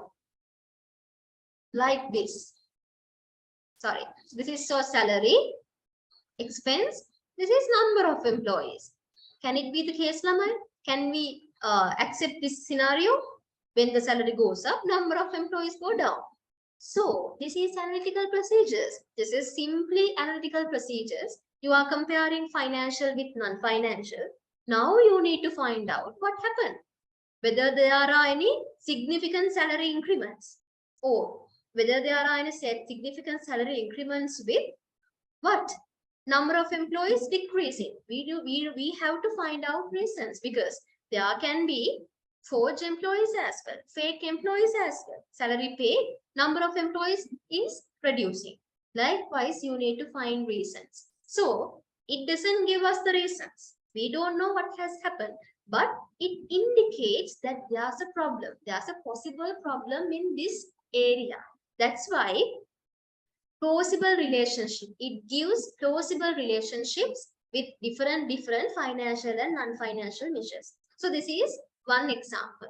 So analytical procedures also encompass investigations. Okay, now if you want to do an investigation, you can first do analytical procedures. Let's say as an example, I will take this sales and number of employees example again. Your salary expense has increased by 10% compared to last year. This year salary total expense has increased by 10% compared to last year. What should be the reason? What are the possible reasons? One thing is there can be a salary increment. Another one is there are so many recruitments. Oh, another one is there are so many promotions given. That should be the reason why the salary expense is increasing. But when you think about, when you analyze everything, there are no promotions, there are no recruitments, there are no salary increments, but the salary expense has increased. Now, can't you just take salary expense and do the same analysis we did with number of employees? You are checking the number of employees, you are getting the total number of employees, and you are putting the salary expense. Now you are analyzing. You can do a simple trend analysis and see, as we did monthly. Monthly you are checking. So you will be able to find out what is wrong.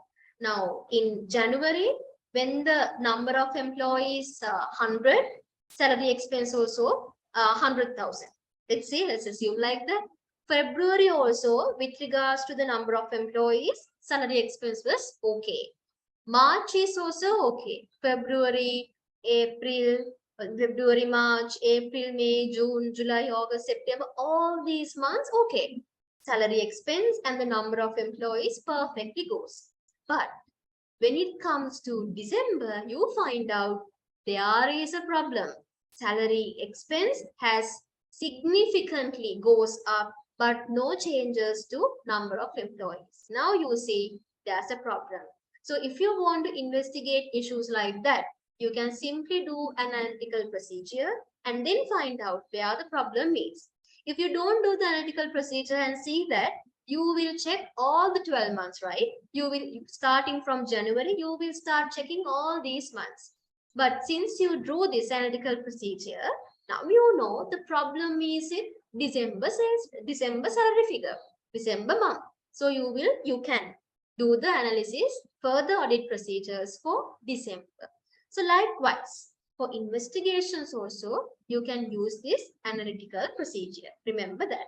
So I gave you number of examples. Remember to use them when it comes to your audit firm as well, if you are doing audits. Okay, now the next one, inquiry. Inquiry, another audit procedure. Now I would say when it comes to inquiry, inquiry is the least reliable audit procedure. What is that? Least reliable. Why?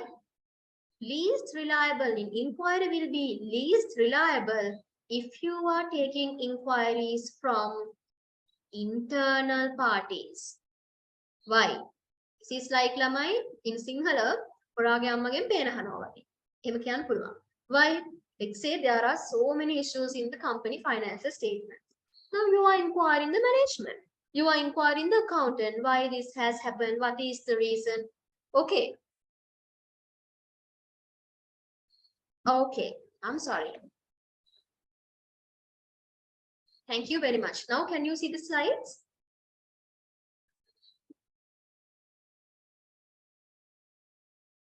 Now can you see the slides? Thank you very much. So inquiry.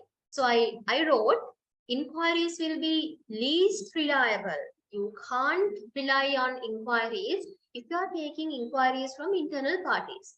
But that doesn't mean we can't use inquiry for internal parties. Obviously, you get to know about the control environment, internal control procedures. There are there are accounting records, accounting reasons for the fluctuations, reasons for the differences. Obviously, you need to do inquiries.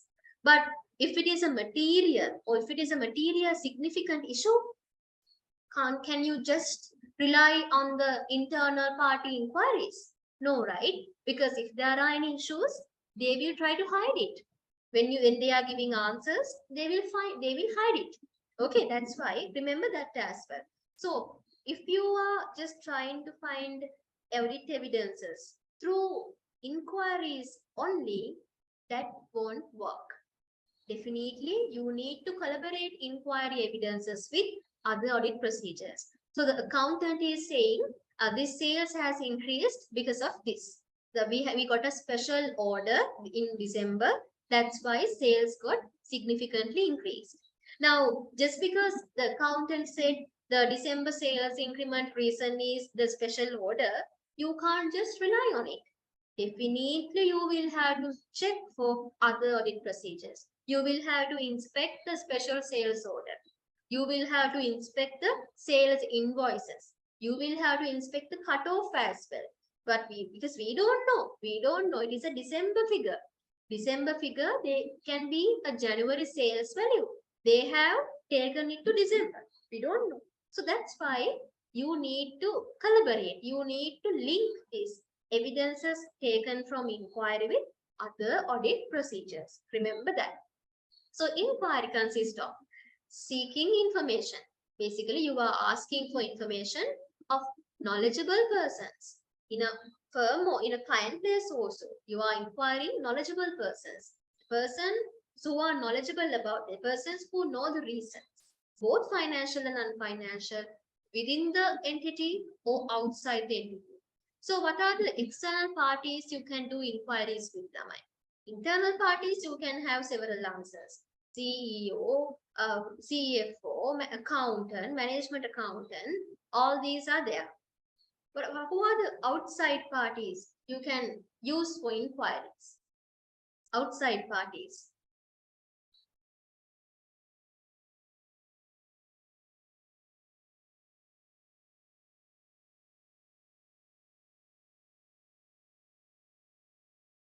No answers? Very good. Lawyers. Lawyers are outside to the organization. You can get inquiry. You can use inquiry to ask questions, to seek information from lawyers. So that is good answer, of course. Banks sometimes, exactly. You can take information from tax authorities. Very good. So you can ask or seek information from these parties as well. So inquiries may range from formal written inquiries to informal oral inquiries. It can be formal written or oral as well. You are just asking. You are having a meeting and just asking questions. Then they will answer. Sometimes you are writing an email. You are writing an email to the tax authority. You are writing an email to the bank. You are writing an email to the lawyers. Then they will reply. That is inquiry. Evaluating responses to inquiries is an integral part of the inquiry process. So you need to evaluate those responses and make sure you need to use other audit procedures as well to go ahead with inquiries. Okay, so those are the audit procedures. We discussed 7 audit procedures. If I just go back, we were talking about inspection, observation, external confirmations, recalculation, reperformance, analytical procedures, and finally, inquiry. Okay, so I hope you don't have any issues. If you have any issues, just let me know during the lecture. So after discussing the 7 audit procedures, again I'm going to these 2 important topics. What are these? Relevance and reliability. What do you mean by relevance and reliability? We discussed. Now I told you audit evidences should be what? Sufficient and appropriate. Sufficiency means quantity. Appropriateness means quality. So under appropriateness, there should be 2 characteristics. What are those 2 characteristics? Relevance and reliability. Now, when it comes to relevance, I gave you examples as well. If you want to check the existence of a building, you can't just check the title deed and go ahead. Definitely, you will have to physically examine the physical asset building and get the details, get the evidences for existence. Likewise, relevance. It should be relevant. And then reliability. I gave you examples. If I take a photocopy and an original is more reliable. So let's say relevance deals with a logical connection with or bearing upon the purpose of, the purpose of the audit procedure. So with the purpose of the audit procedure, that should match. And where appropriate, the assertion under the consideration. Existence that should be relevant. Even if you are checking existence, evidences should be go in line with these existence assertions. So objective or the purpose of the audit procedure as well as the assertion. So let us say example. Two examples are there. When testing for understatement in the existence or valuation of accounts payable, testing the recorded accounts payable would not be relevant. Now, do you see this? Read again. When testing for understatement in the existence or valuation of accounts payable, testing the recorded accounts payable would not be relevant. But testing such information as subsequent disbursements, subsequent settlements, unpaid invoices, supplier statements, unmatched receiving reports may be relevant. Now I'll give you another example. Now you want to check the completeness of inventory items. Completeness of inventory items, whether all these have been recorded. Now when you check the completeness, answer whether this audit procedure is relevant. To check the completeness, what you are doing is you select a sample from the inventory items in the accounting records, and then you are checking whether these are there, whether these items are there in the stock. Is it relevant, Lamai? You want to check the completeness. Now you are taking a sample from the accounting records, from the inventory list. You are taking a sample and then you are checking with the actual stocks. Is it relevant to check the completeness? What do you think? No, it is not relevant. What is the assertion you are going to cover? What is the assertion you are going to cover by checking the sample of inventory items with the stock items, actual stock? Existence, whether these inventory items are actually existing in the flow or not. Now, if I say it like this, you are taking a sample from the stock, like counted items, counted stock items, and then you are checking whether these inventory items are recorded in the inventory list. What is the assertion? Now you are checking. Now you are checking a sample, taking a sample from the actually counted inventory items.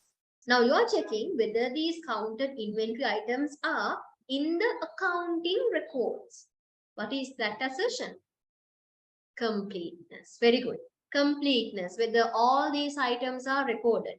Completeness. So, Mama Vachanaya keha meha karot, it's the same, right? It is the same meaning. It is like the same meaning, but it's not. So that's why audit assertions, when you talk about audit assertions, you have to be very careful because the audit procedure looks the same, but it's different.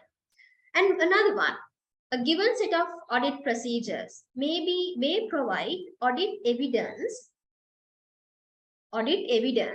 that is relevant to certain assertions, but not others. For an example, inspection of documents related to the collection of receivables after the period end may provide audit evidences regarding existence and valuation, but not necessarily cut off. Now, what do you mean by after the period? You are checking the documents after the period. That means if the accounting period is 31st December, you are inspecting the documents related to the collection of receivables after the period. Now, after 31st December, there can be subsequent collections, subsequent settlements of debtors. Debtors have paid their money, paid the balances after the accounting periods. Now, when you do the audit, you are not finishing the audit as at the end of the accounting period, no. Definitely, you are doing the audit after the end of the period. So, you will be taking few months after the accounting period. So, during that period, debtor has settled money. Subsequent settlements, you call it subsequent settlements. So, that will cover, if you check subsequent settlements that will cover the assertion of existence lamai. That clearly shows that this debtor was existing as at the accounting period end, 31st December, but not necessarily cut off. You can't use subsequent settlement checking to verify the cutoff lamai. You can't use that thing. If you want to check the cutoff, what are the audit procedures you can use? Let's say the cutoff. First of all, what is cutoff? Cutoff means whether the transactions have been recorded in the appropriate accounting period. Now, this can be there in sales recognition. 31st December is the accounting period end. Sometimes sales can be there. Sales, the actual generation point is in January, next year, January. But the management can take these January sales figures to December and record as December sales. If the sales targets have not been met, if they want to increase the sales, they can do that. These are frauds. So now we are checking whether the cutoff is there. Cutoff is there in the sense you are checking whether there are any January sales figures recorded in December. So for that, you can use invoice numbers. You can use invoice numbers. You are checking whether 1999 is in December. And then the next one starts for January. After that, all the invoices should be recorded after January. Now, let's say 100 invoice. Invoice number 100 is in December. That is the last invoice for December. 101 starts in January 1st. And then 102 is also in January. Can 103 in December? Can the sequence, whether the sequence is there or not? Can 103, 104 in December if the sequence number is maintained? No, it is not maintained, right? Yes, it is not maintained. So then only you can check the cutoff. But just because of checking the subsequent settlements, you will not be able to do that. That's why always we are saying audit procedures should be, evidences should be relevant.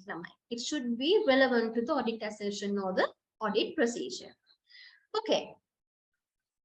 The reliability of information to be used as audit evidence, and therefore of the audit evidence itself is influenced by its source and its nature. Now we are talking about reliability. When it comes to reliability, now I asked whether original, and if I take original and the photocopy, which one is reliable? Now what are the things you consider to answer that question? You consider the source. Original value, original sales invoice, the source is original. The source is authentic.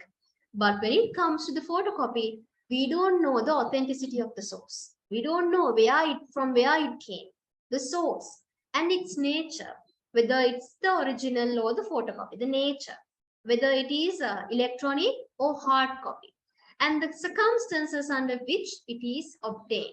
So those things are important when it comes to the reliability. Now, these are the situations where we can find whether audit evidences are reliable or not. Based on these points, we are going to analyze whether our audit evidences are reliable or not.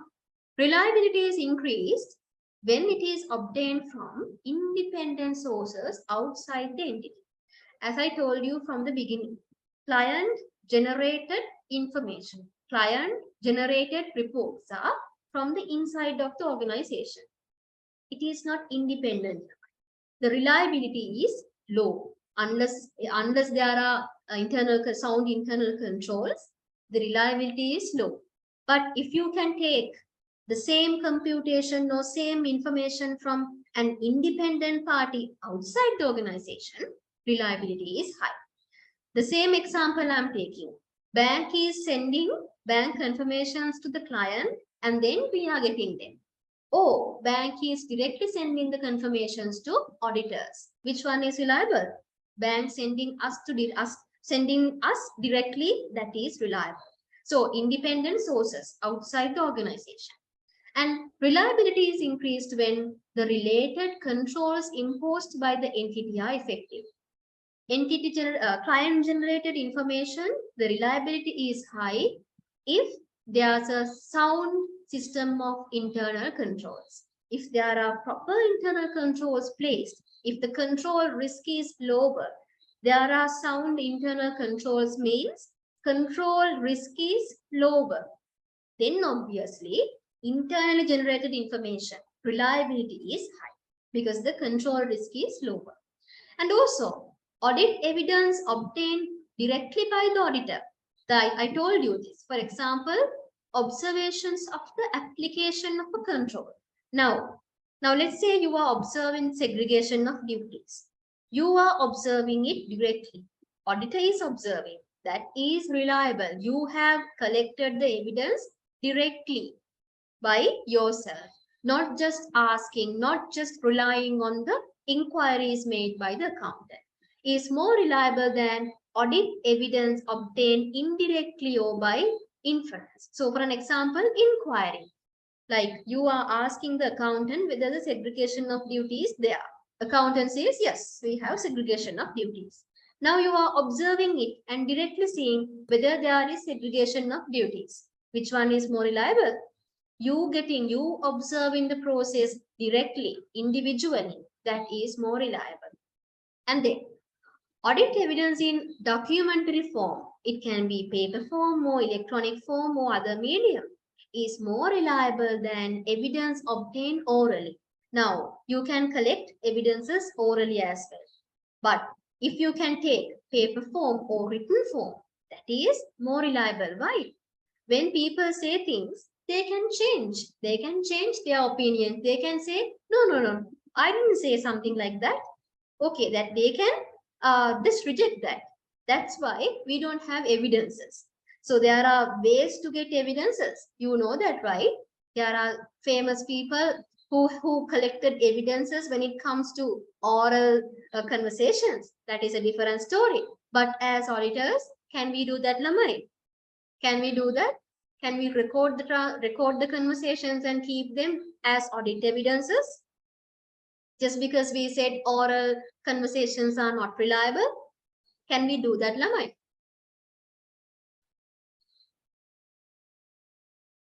No one is answering. That means you can do that, right?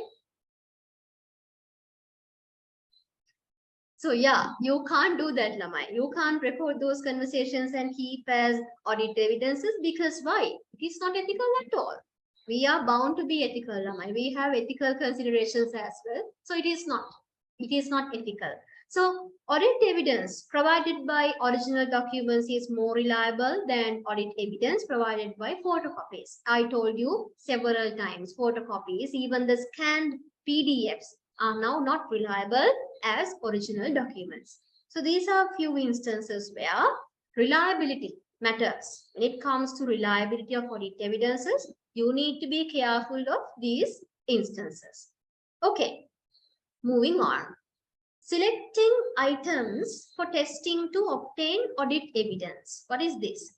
When designing test of controls and test of details, the auditor shall determine means of selecting items for testing that are effective in meeting the purpose of the audit procedure. Okay, now how are you going to select items for testing, Raman? Now I told you we are inspecting 100 sales invoices. So how are you going to select those 100 sales invoices? Before inspecting, you need to select 100 invoices now. So how are you going to do that? We are using the technique called sampling here. Remember, we are performing audit procedures on sample basis. You are not going to check the whole population. There can be different scenarios. But generally, you are not going to do audit procedures for the whole population, because we are showing a reasonable conclusion. So now, the means available to the auditor for selecting items for testing. Selecting all items, 100% examination. Currently, we are not doing that. Most of the cases, we are not doing that unless it is very, very important or required by a law. If the material misstatement is very, very high and the quantity of transaction is small, if you are able, yes, you can test everything. If there is one transaction, that is 100% examination limit.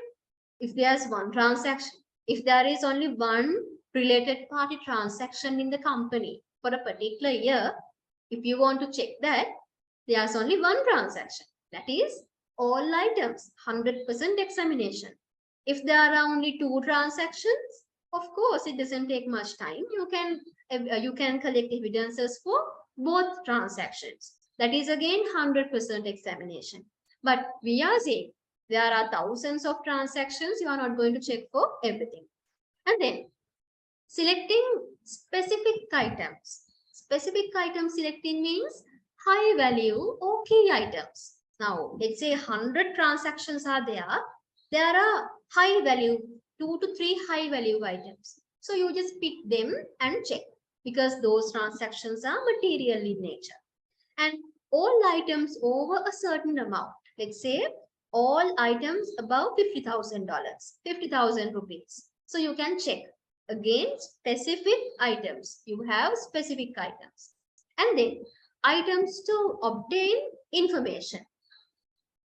Give me a second.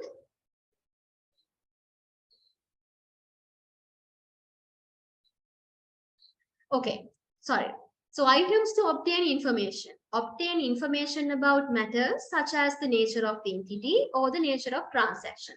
Likewise, you are using specific items for your testing. Or else, what is the most common or famous one?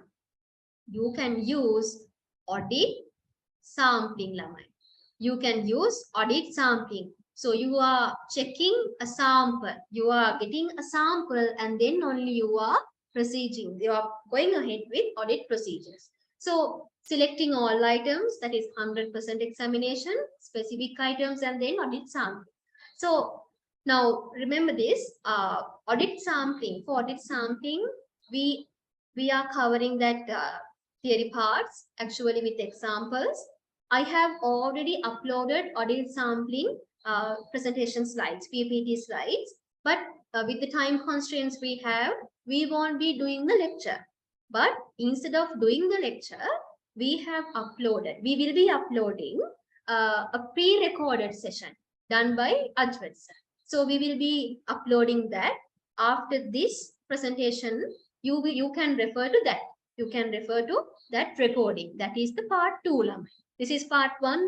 Part 2 is audit sampling. So that will be tested. You can't just ignore just because it is a recording. So it is a pre-recorded one. You can refer to that. Okay, so next one. Here it says inconsistency in or doubts over reliability of audit evidence. Now, when you collect audit evidences through several audit procedures, sometimes audit evidences are inconsistent. Now, the evidences collected from inquiry is inconsistent with evidences collected through observation. That can happen now. Accountant says something, but through observation, you are saying something.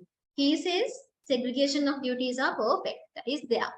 But when you observe it, you don't see that actually. So there are inconsistencies. Sometimes you have doubts. You don't know, you can't believe actually whether it is true or not. Likewise, inconsistencies or doubts can be there.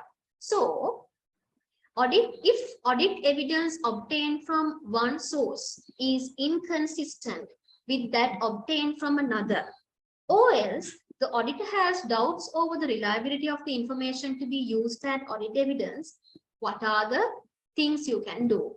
So the auditor shall determine what modifications or additions to audit procedures are necessary.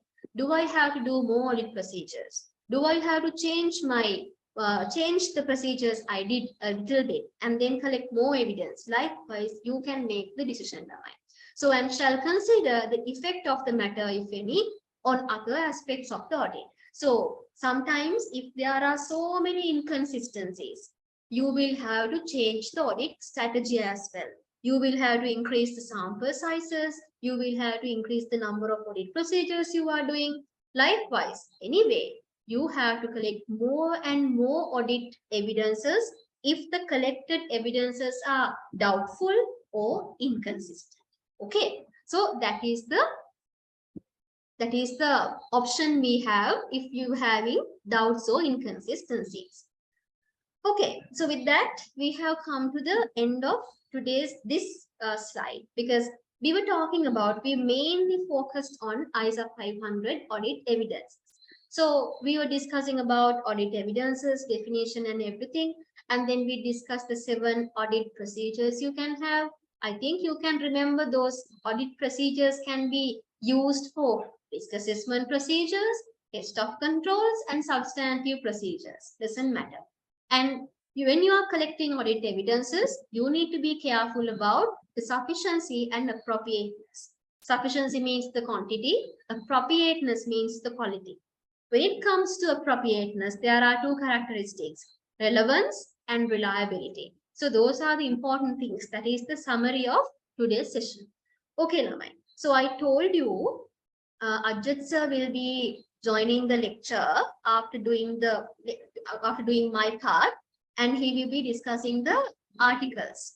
But unfortunately, sir will not be able to join the session. So he has informed me that he will be taking those issues later date, in a maybe next day.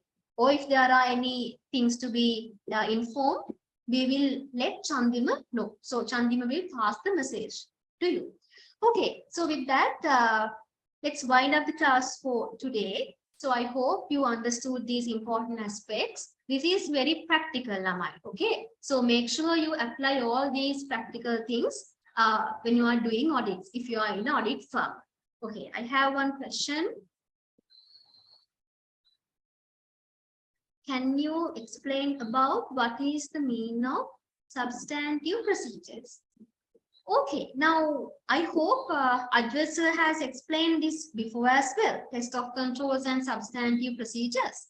Substantive procedures, test of controls, we are checking whether internal controls are operating effectively by preventing, detecting and correcting material misstatements. Test of controls means just you are testing the controls, testing the internal controls, whether they are good. Now let's say test of controls. After test of controls, you realize the internal controls placed by the company is not very sound. Those are not operating effectively. Even though they have controls, they are not practicing them.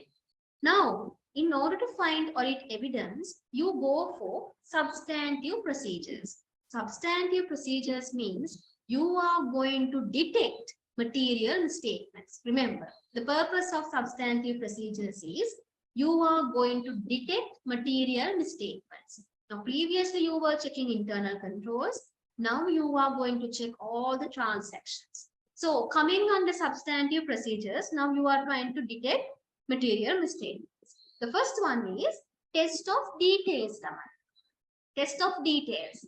Test of details means individual transactions checking. You are checking individual transactions. Let's say you are checking sales invoices, 100 sales invoices. So test of details, you are checking the transactions. Now when it comes to substantive analytical procedures, as we discussed, it is not about individual transaction but totals. So as a whole, you are taking balances and you see whether there are any areas that can have material misstatements. So that is the difference. Test of details, you are checking individually, transaction wise. But substantive analytical process, you can do trend analysis, you can do ratio analysis.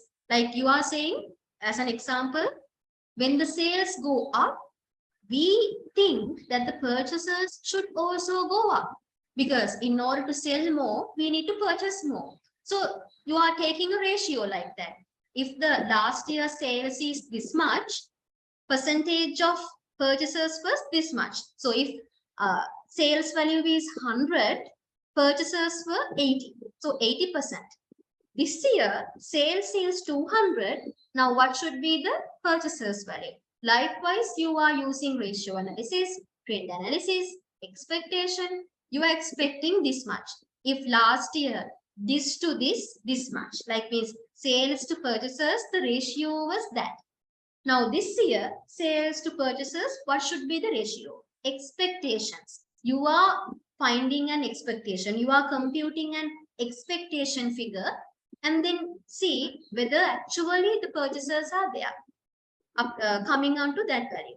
Likewise, I'm not going to discuss in detail. I'm just roughly mentioning these things. So that is the difference. Test of details, individual transaction wise. Substantive analytical procedures, total wise. So I hope you got the yes. I think he or she is okay. So likewise, if you have any issues, Lamai, just let me or Advait sir knows, because the exam gonna be anyway tough. So you need to be careful. You need to study. You need to attend lectures in order to pass this. If you are unable to attend lectures regularly, please watch the videos. But we recommend you to join, at least listen to this. Okay, at least listen to this. Okay, so with that, we'll wind up the class. Ajit sir will take up your presentations next day. So I hope you understood the facts we discussed. As I told you before as well, just let me know. Just let us know if there are any issues. So good night, Lamai. Have a nice night.